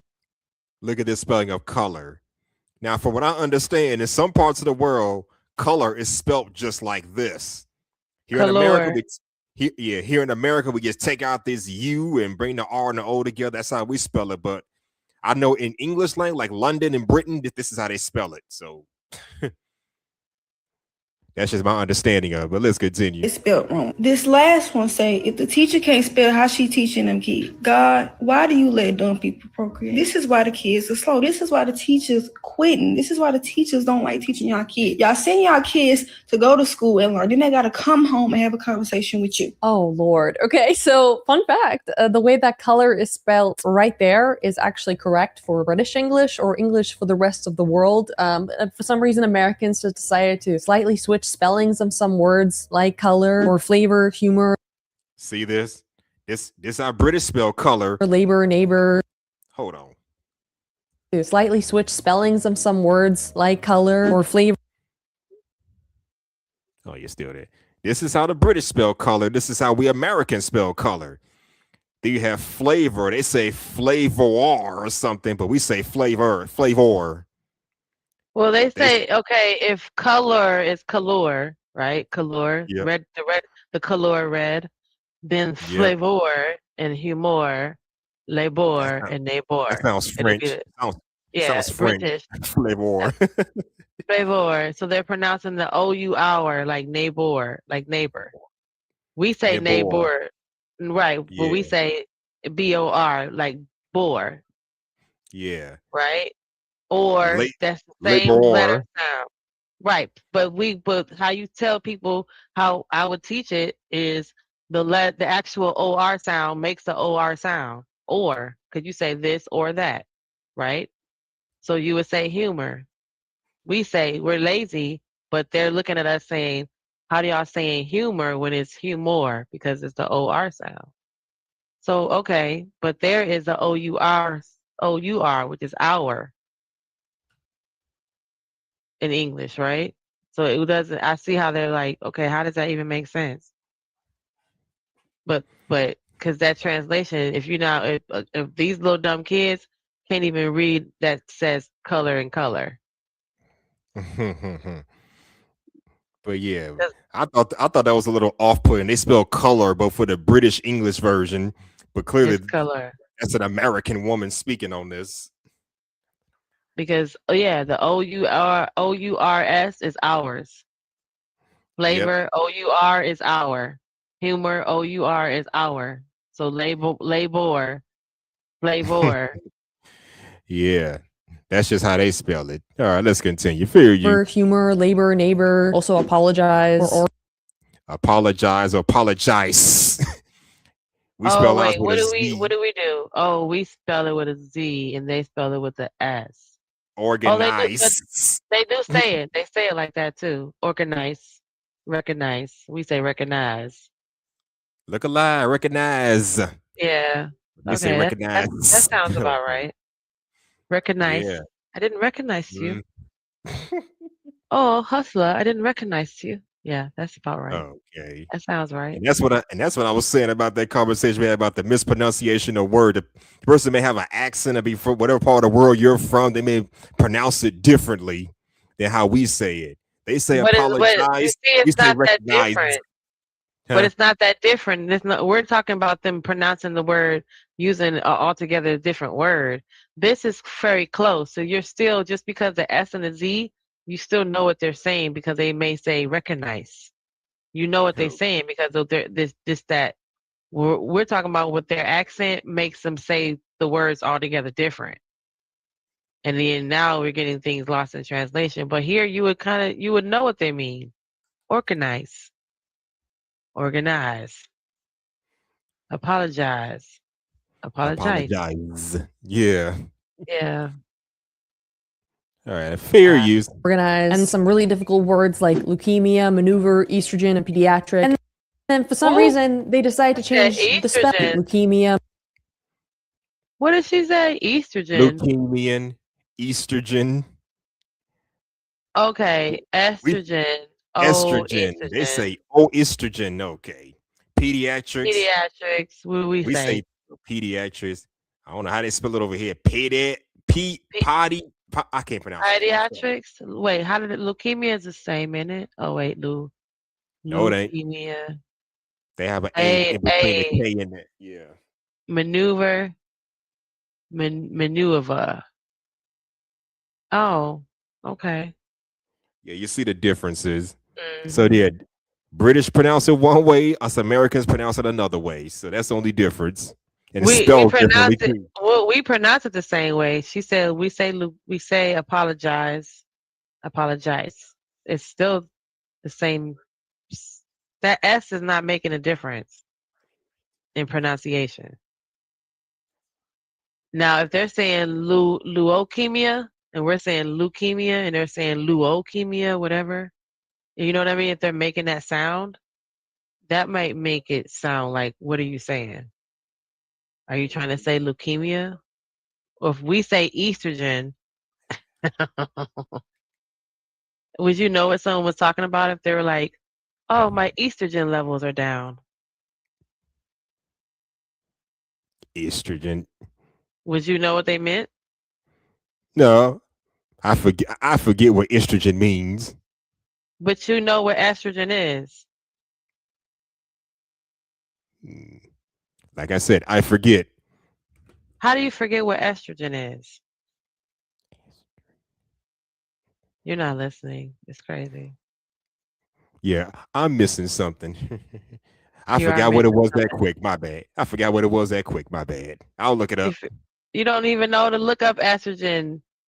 Estrogen is women have estrogen. Women are mostly estrogen. Oh, okay. I remember Everything now. Okay. female, anything female is mostly estrogen. But if someone said Okay. estrogen, Okay. I remember now. My bad, Jenny Jen. I'm tweaking over here. I remember now. okay. It's But something you to do know with the what? female. It's something to do with females. That's all I know. Okay, you know what? What's the other word? Pediatric. You know what that is. Yes, that's dealing with children in the medical in the hospital or whatever. Pediatric care. Okay, so it sounds like they say pediatric. You still would know what they meant, right? Yeah, I probably would. Yeah, so it probably sounds the same. It's just the spelling is why it looks so different. Because if they say maneuver, and then we say maneuver, and they say Yeah. maneuver. Yeah, I get it. I get it. Estrogen is something to do with the females. Pediatric is, dealing with child care in the medical field. Okay, let's continue. Fair use. Maneuver, estrogen, and pediatric. And then for some reason, they decide to change the spelling of the word mom, which still messes me up to this. Yeah, British say mum, as in mummy. We say mom. Mom. Because the MOM is mother, but the MUM is a mum is a flower. A mum is a flower. It is. A mum is a flower. Mums. So I are guess in flowers. British, the mom was a precious flower. Okay, we put it like that. But the mom comes from the word mother, right? MOTHER. Yes. Yes, it does. So yeah, mum. Hello, mum. Oh. I've heard Mom. British people. I've been on parents with some British folks, and that's how they say it. My mum, instead My of saying, mum. "Oh, you mean mom?" Okay, okay. Your mom. Why y'all say mom? Ah. So Okay. yeah, I never understood that either. But that's how they talk out there in London. But it is what it is. Fair use.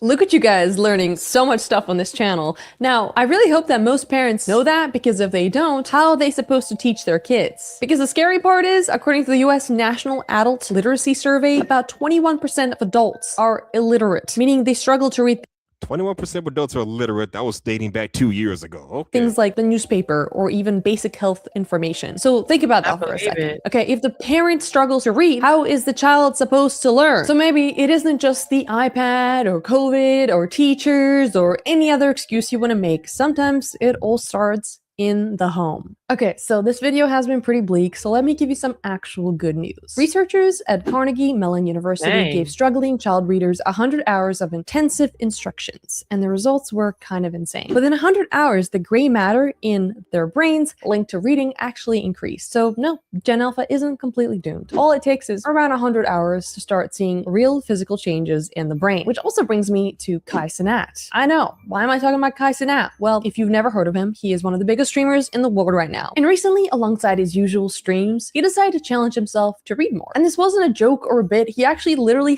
sat down live in front. You know who Did you this see guy that? is? You know who Kai Cenat is?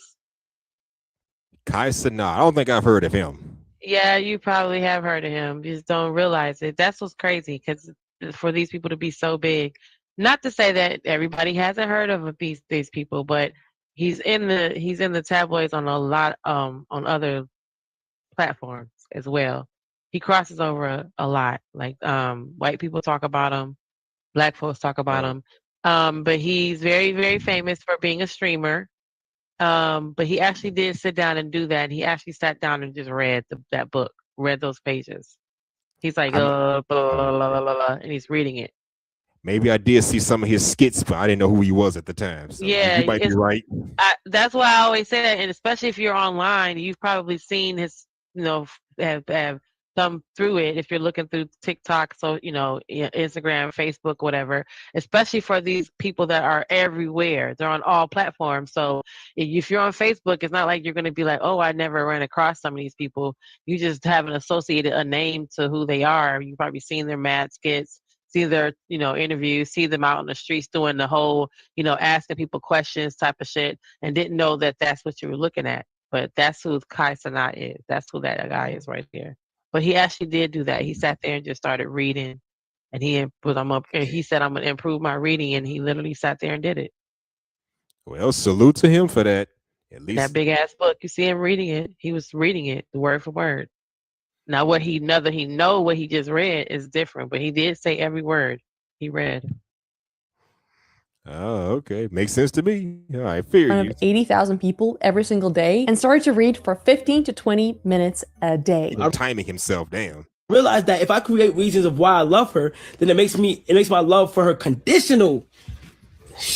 And he wasn't even trying to act smart about it, okay? If he didn't know a word, he just stopped and looked it up. He sounded it out. He tried again, which is something most people wouldn't even do by themselves, let alone in front of that many people. Spontaneity.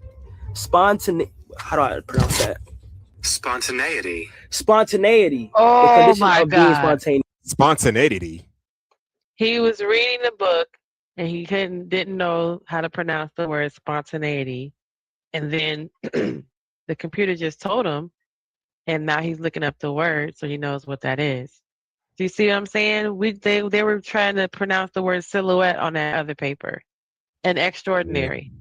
Come on now. Well, at least his kid is trying. Shit. Oh yeah, that's why he's getting kudos for doing it online. But everything he does is online. So I don't know. Oh, okay. And that's a lot of shoes this man got. Even I don't have that many shoes. Yeah, he got And he mad sponsors too. Mad people, Kevin Hart, all type of people. Boots, what's the little dude name? Oh, everybody's been there. Nicki Minaj. Mm-hmm.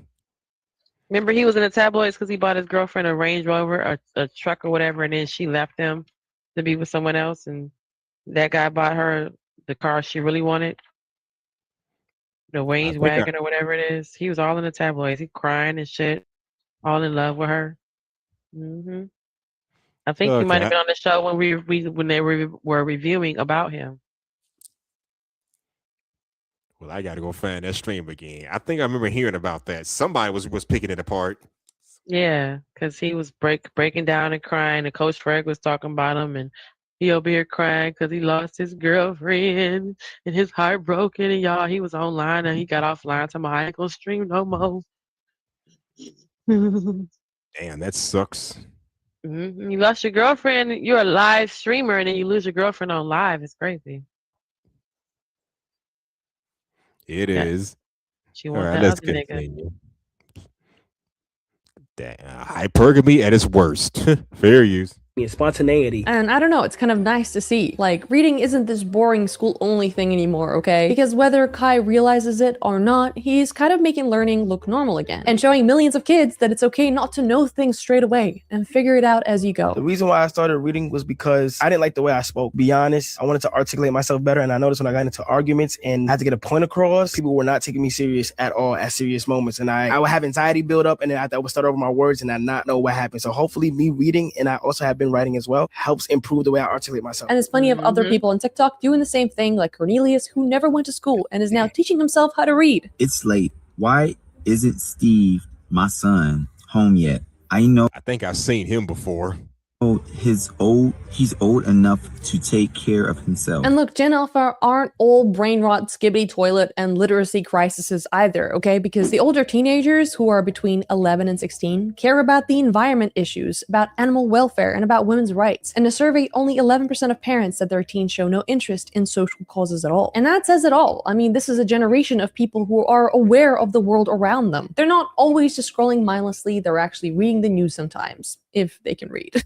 Now, while we're talking about reading, I want to show you some of my favorite books. Listen, I like lots of books, but my particularly favorite books are by Robert Greene. And I have read every Robert Greene books, but my favorite ones are The Laws of Human Nature, The Art of Seduction, and The 48 Laws of Power. If you want something fun to read that has a bit of history, Robert Greene. Or if you want to read something completely random, you could always read The Communist Manifesto by Karl Marx. Great book. Anyway, thank you so much to the people that helped me make this video, and I'll see you guys in the Well, that's the video. That was good.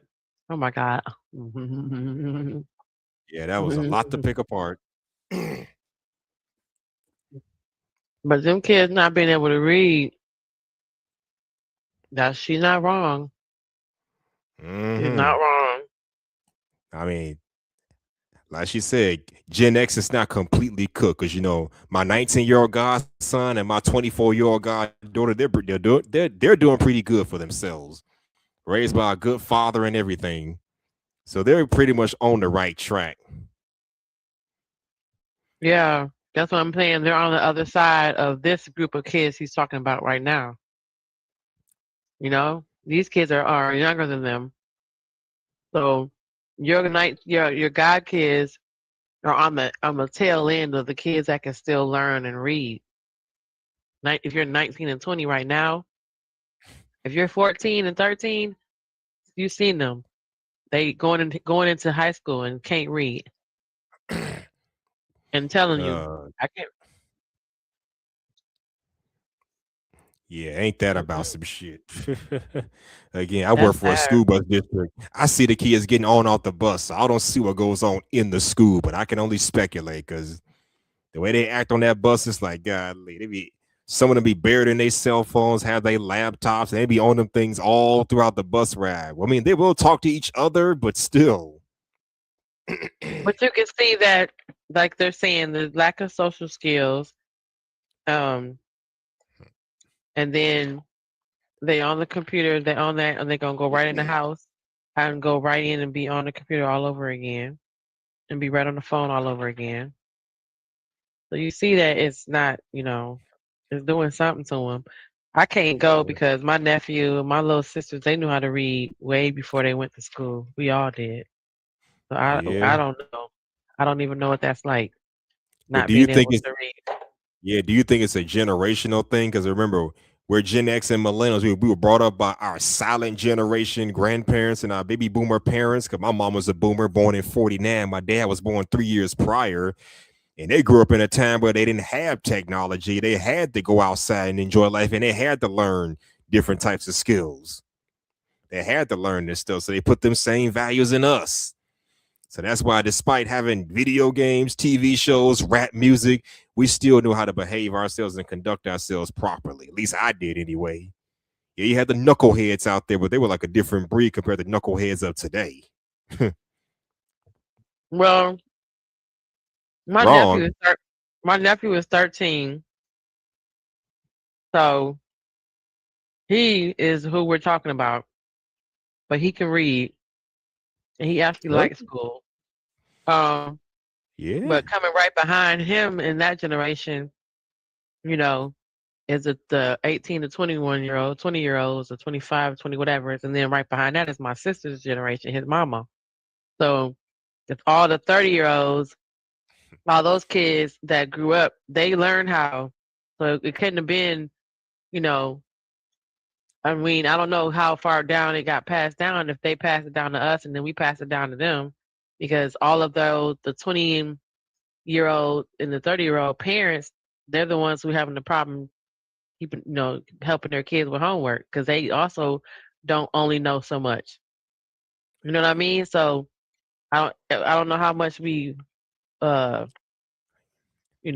much did we get it passed down? Did it stop with us? Did it stop with all the 40-year-olds? Because the 30-year-olds is the ones who are the parents of these young children.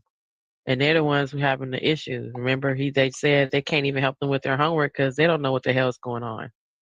And then the whole emphasis on you wasn't gonna be out here not knowing how to read, representing your mama.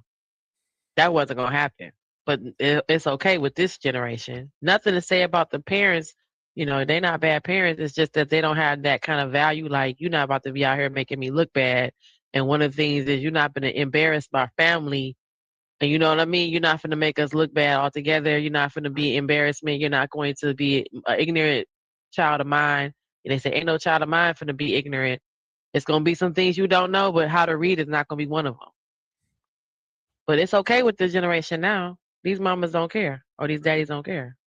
Our mamas did care. That was part of it too. So I don't know how much it got passed down, as far as like how much it was generational, because the mamas don't care. You can't make the mamas give a damn about their kids not learning. Our mamas cared. They wasn't going for that. Yeah, true that. I mean, it has to start at home. That's where my learning started. My mother, my family, my male cousins, uncles. I mean, I had a TV, but that can only teach you so much. But we had TV at home though. TV didn't go with us nowhere. And that's the beauty of it. That's the thing. These kids take the internet with them everywhere they go, 24 hours a day, 7 days a week. We didn't have that luxury back then. Internet was to be used at home or at a friend's house or at the public library. That was it. TV, same thing. Watch TV at home, but when you're outside the house, the world is your oyster. And I don't want to sound old and cynical, but that's what kept us together as a community. That's what kept us stoic. It kept us proactive, kept us patient. Put the electronics down and go enjoy each other's company. That's what we had to do. Well, I mean, it wasn't like you can pack your Nintendo or your Atari up and take it to your friend's house. Yeah, we wasn't doing too. that. You know what I mean? We wasn't doing that. We was going to your friend's house more likely without your game. You might have taken your game over there once in a while, but here today, you are taking your game to your friend's house to play games with your friend, and that's literally what all y'all gonna do. Yeah. Right? We wasn't lugging that game around just to be we was taking it over there to play that day. The rest of the days we was playing, we wasn't taking that damn game. Nope, we weren't. I see what you mean. We weren't. Come on now. I mean, yeah, and as far as portable, we had the Game Boy, the Game Gear, the Nintendo 3DS, but we had to use that shit more sparingly because the batteries could drain. So right, so you wasn't taking your whole console to your cousin. I mean, unless you know what I'm saying, it was reasons why you would do that. Like, okay, well, I'm about to be over there for a week because my mama gonna be out of town, so I'm taking my console. But how these niggas is moving today? They taking their console to their boy house they walking around PS5 in their backpack. Like every day. We don't do. Yeah, damn. Like folks is that's how they taking it to their friend house to go play games. They can all play together. Okay, you're doing a sleepover. That's cool, but every day, okay, that's weird. Just in general, just in general, to take it with them. Like we would take the game because today we gonna play the game. Right, but the next time we hang out, I'm not bringing my game. That's not just a regular thing that we do. The game stays at home. That's why it's a console. If I bring it, it's an occasion. It's a one-off. It's not every time we hang out as friends. So yeah, it's different now. Yeah, that is something. It is different. And yeah, we not old cynical. We not some old cynical people here. We just yearning for the days of where everything was balanced, kept us together. You know what I mean? Right. You would go over your cousin's house or your friend's house to play their game because they got a console. And that's the thing. Pack your shit up and take it with you over there Like, no. Yeah, and that's the thing. I'm not gonna say I'm gonna say 80. I'm gonna say 90% of people I knew personally from school or work, they had their own goddamn console in the house to begin with. Mm-hmm. Now, to be fair, I was kind of late to the game when it came to own the latest console. Like, I didn't get a PlayStation 1 to 1999, literally 5 years after the system was released, or 4 years after it was released. I got an N64 that same day. So yeah, you want to come to my house and play that? I'll have to go to their house and play it, or they just bring it over to my house. Or they bring it to my house. But even back then, that far back, Hustler, everybody didn't all have the same console because there were multiple things to have. So even as far back as somebody had a Sega, somebody had a Nintendo, somebody had whatever, a PS, a PlayStation. Then somebody had a Switch. Like it wasn't. Now everybody has everything, the same things. Before, you didn't have to get you got an Atari, or you got a Sega Genesis. You didn't have to get a Nintendo when it came out. You could still get Sega Genesis, right? You still play we'll say Sonic the Hedgehog on the Sega, or you will Top Gun on Sega.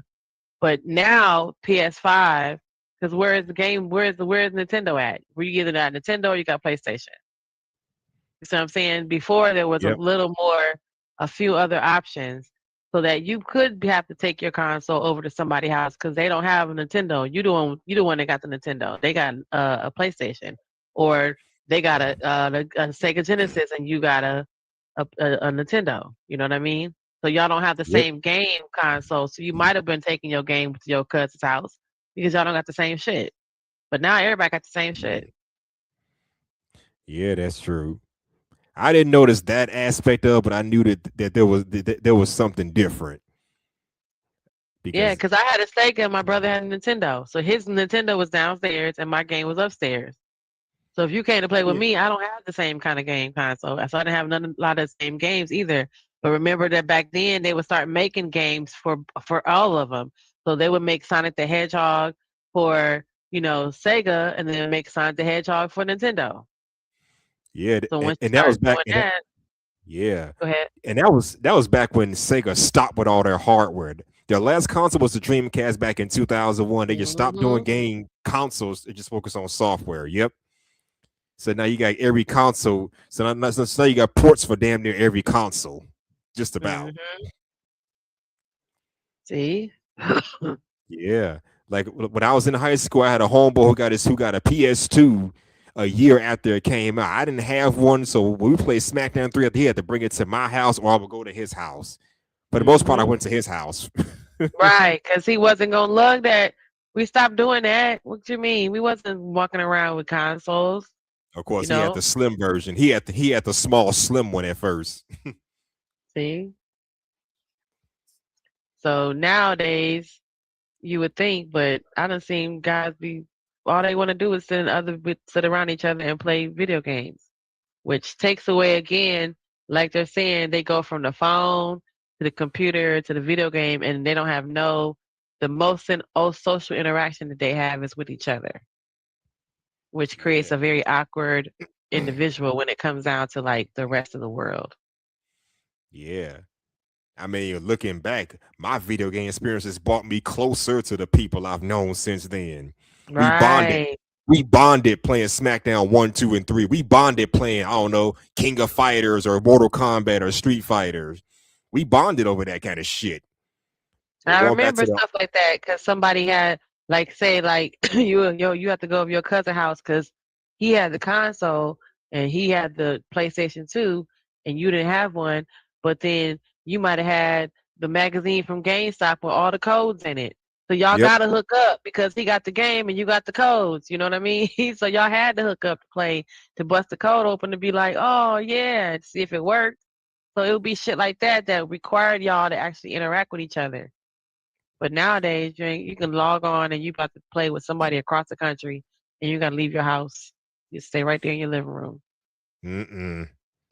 Now, to be fair, online gaming is nothing new. They've been doing that shit for the last 25, 26 years. Yeah. But back in the day, it's like when online gaming first got started, it was just a novelty for playing a game with somebody that lived in another state, another part of the city, another neighborhood, or across the country. But now it's all that they do. I Went remember from being a playing novelty to a online requirement. solitaire. Do you remember playing online solitaire? You play solitaire with somebody else that's I across played. the world. I think I did that one time, but that was it. It was just a one-off thing for me. But It was way back on the computer when it was like MSN and AOL, I and you wanted to remember. play online games. You had Oh, solitaire, you had card games, you had poker.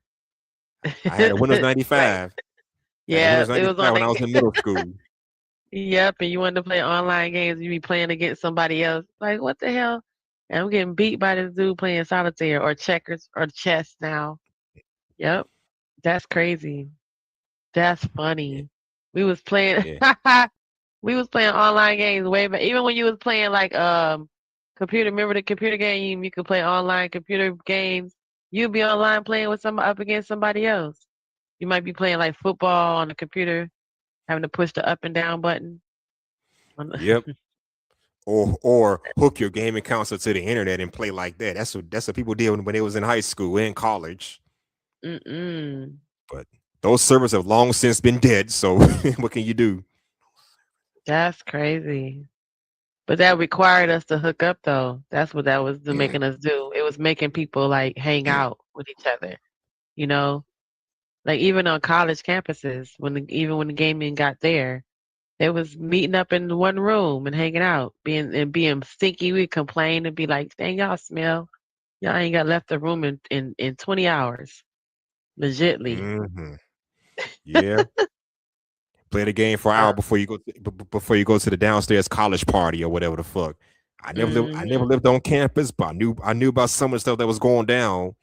I can speculate what was going down on them college campuses back in the day. Yeah, I used to go up there to Michigan State every weekend and hang out with my cousin.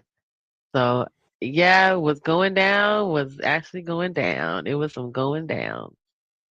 And I oh can yes. imagine. I started college in the early mid 2000s or something like that. You was in college like what, during the 90s? Yeah. And then I got out of college and then my cousin went to college and he'd be like, why don't you come hang out with me? And I was like, I'm old as hell. And I get up there and I see all those young college men. I'm like, sir, how are you doing? I'm about to get my master's degree. Yes, you are. Young man, yes, you are. Thank you, God. It'd be older folks at these colleges. It'd be some Yeah, older folks going to college. they be graduate students. I'd be like, yes, Yeah. sir. I graduated So, back in 2011. I'm class of 2011 in college. Mm-hmm. See, you was getting your little grown and sexy on in the 90s. I'm still trying to find my grown and sexiness by the time the 2000s rolled around. My cousin was in the college in the 2000s. So in the 90s, I was ending my teenage years. So by the time my cousin got That's to college, it. Your little grown and sexy on. If I 16, was like an 17. adult. I was like 21 and my cousin was going to college and he was up there 19, 20, and I'm 21, 22, 23, hitting the college campus like, I'm here to see my cousin. They be like, let me escort you to the room. I'm like, yes, sir. How you doing, sir? All them young college men. Mm-hmm. Was you on college trying to be a cougar, by the way, during that time? No, I was because remember, I graduated in 92. So, 92. Let's see. So I was 7 years old when you graduated high school. I mean college. Was it high school or college? Yeah, high Okay, school. so I was 7 years old when you graduated high school. Okay, I was in second grade when you I was graduated high school. 10 years. Am I 10 years older than you? Yes, you are. Okay, I was gonna say I that's was. crazy because that's 10 years older than you. So Yep. yeah, so by the time my cousin got to college, in the mid 90s, I was already like a young adult. I was already in my 20s, going back up to the campus, but it was Yep. older college students getting their master's degrees, and so everybody wasn't 18 and 19-year-olds. It was other grown people up there too. I just would be like, this is ooh, hello, how you doing? Ooh. But by the 2000s, I was all the way grown and out in the world living life. So ain't nobody going to no college nowhere by the 2000s. Yep. I'm class of 2002. Yep. Yeah, I wasn't hanging out at no colleges at 2000. Nothing. No. I stopped hanging around the colleges by age 29. So I feel you. And would only go to just because my sister and, they would have basketball games because they would be playing, or, a family member would have something going on at the campus, graduations. But other than that, I wasn't hanging out up there. No, no, no. Yeah, you too old for that stuff. I was out let there, you- yeah, you're trying to live now.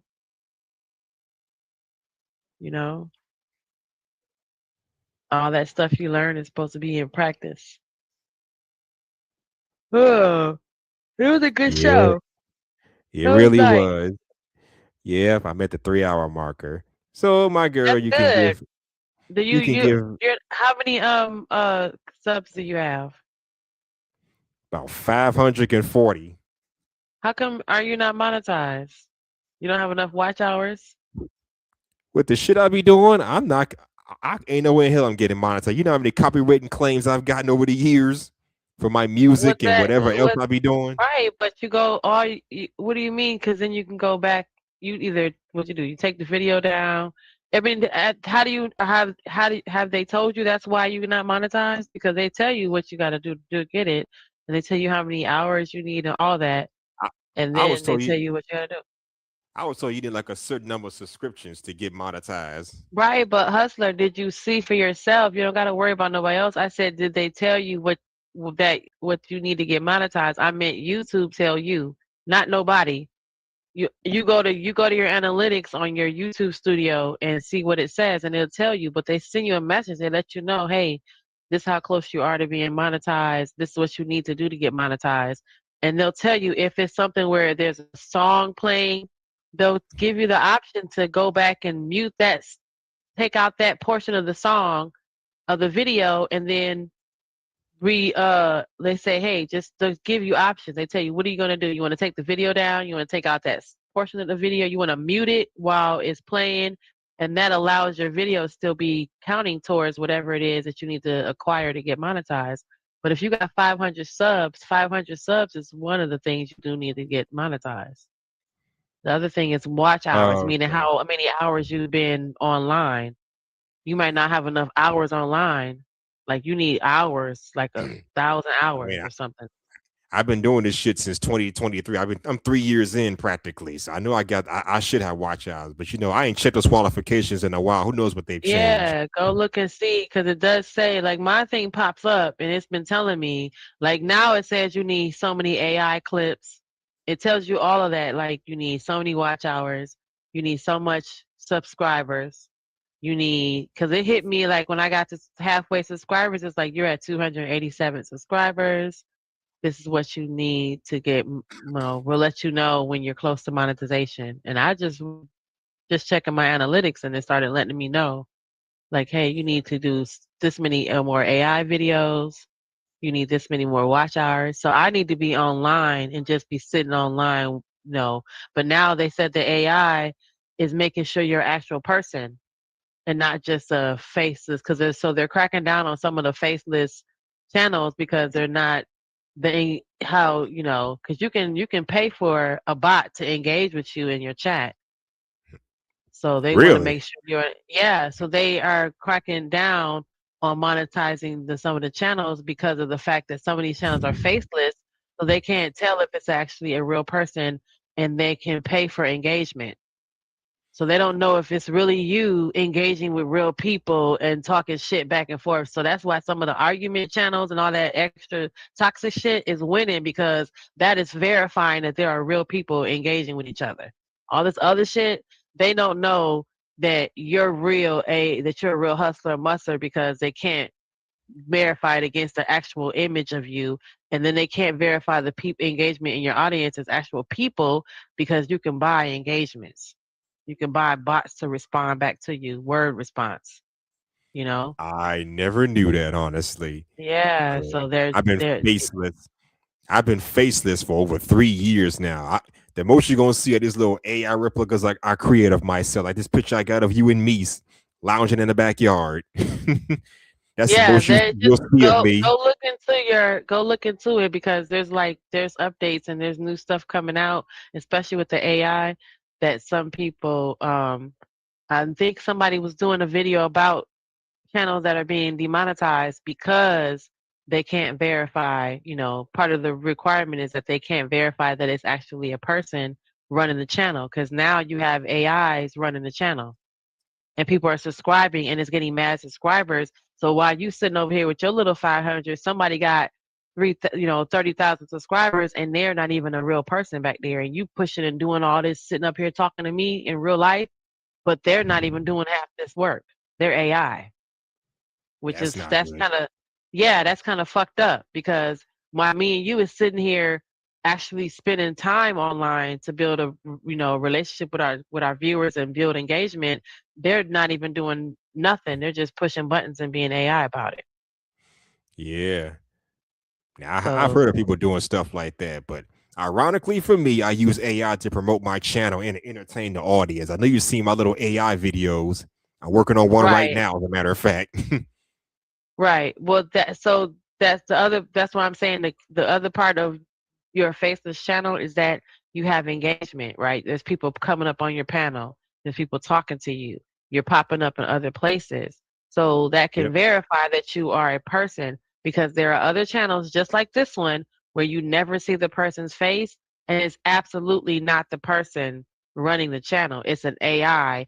Someone's putting in the commands on the AI and the AI is doing everything that you're doing right now on the channel. Talking to me, running a video, engaging with the audience, and the whole thing is AI. Yeah. That's what I mean. That's a big difference. So they're trying to see, is Hustler Muscle a real channel with real people or is it some AI shit? Because you can purchase engagement bots for your chat. So it looks like people are talking to you. Someone did an interview and they were talking to themselves in the AI.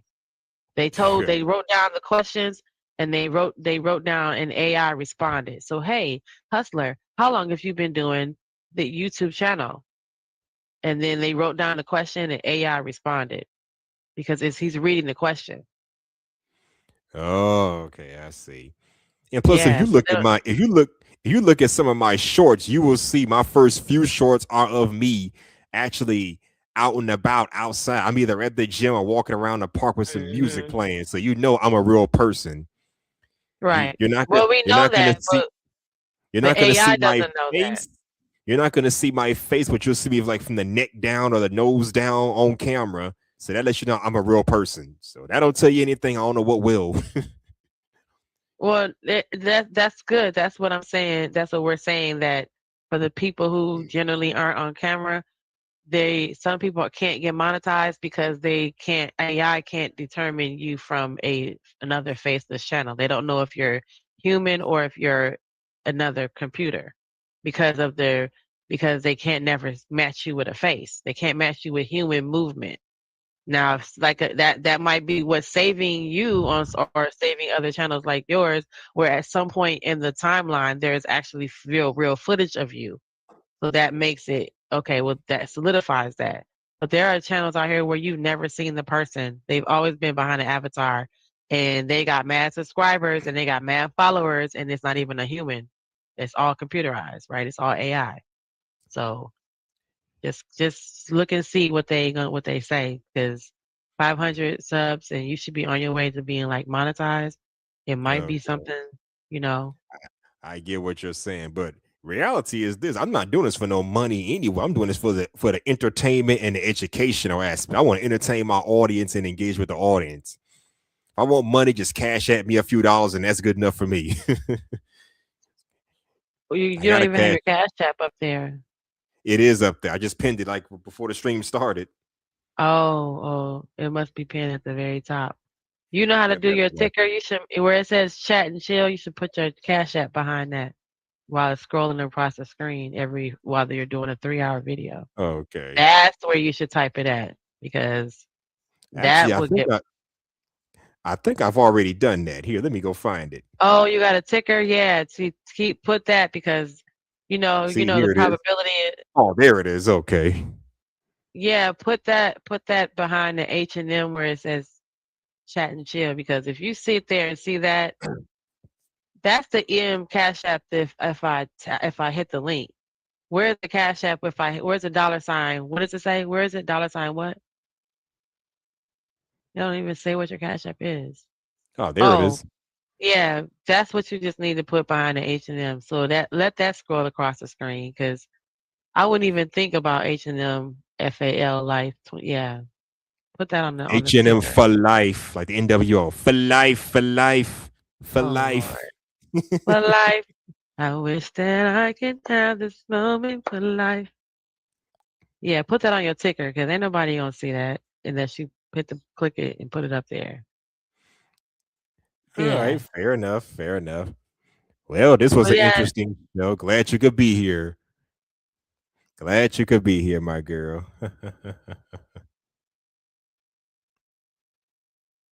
Jenny, are you there? Genesis?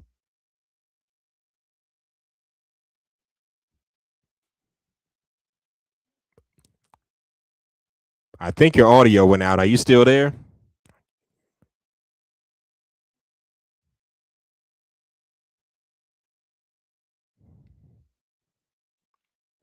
Genesis, are you still there?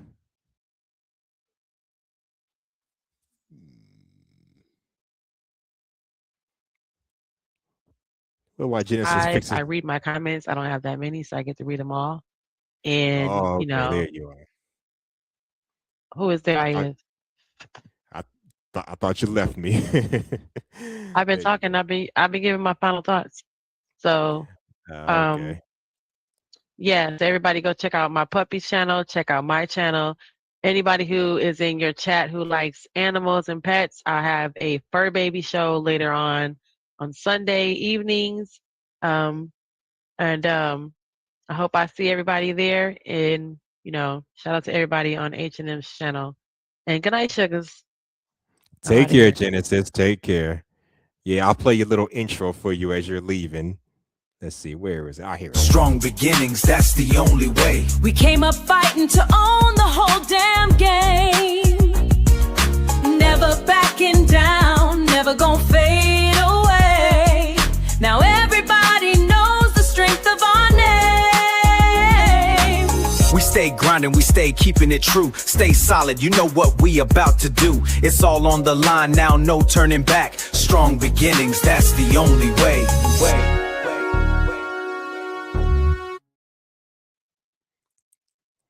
Yeah, shout out to my girl Genesis with all her innocence. Mess with her, things get really, really menacing. Shout out to you, my girl. Thank you for stopping by. Now, my final thoughts, this education, we got to get better with it. Got to go back to the basics of teaching kids how to properly read and articulate words, and don't just memorize shit, understand what it means and understand what it is, like I did when I was younger. So yeah, we got to get better. All Generation Z is not helpless, but we still got to, do better with this educational stuff. This is getting too out of hand. But yeah, shout out to Centico, unpredictable, always at her pentacle. Shout out to Drip. Shout out to Drip. He tends to be a trip, but he's always giving you wonderful tips. Shout out to David Fisher. Shout out to Ella Ross for stopping by. Shout out to IB Wode. And everybody else that came in to the show. Shout out to Gas Mask for stopping by as well. I appreciate y'all for coming up. Really appreciate y'all. Genesis, you're still in the back, but I'll put you in the. I'll put you out. Genesis, you still there?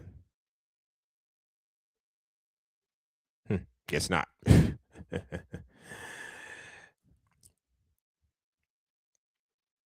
Oh, there she is. She's off now. Okay.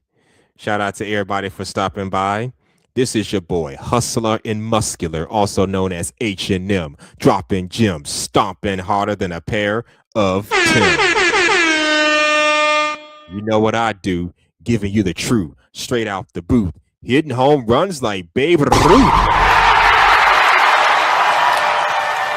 Because that's what I do. Take care, y'all. I'm out of here. Have a good night and deuces. Yeah. Nigga. I'm still fucking with you. Still waters run deep. Still Snoop Dogg and DRE. 99, nigga. Guess who's back? Still doing that shit, Andre.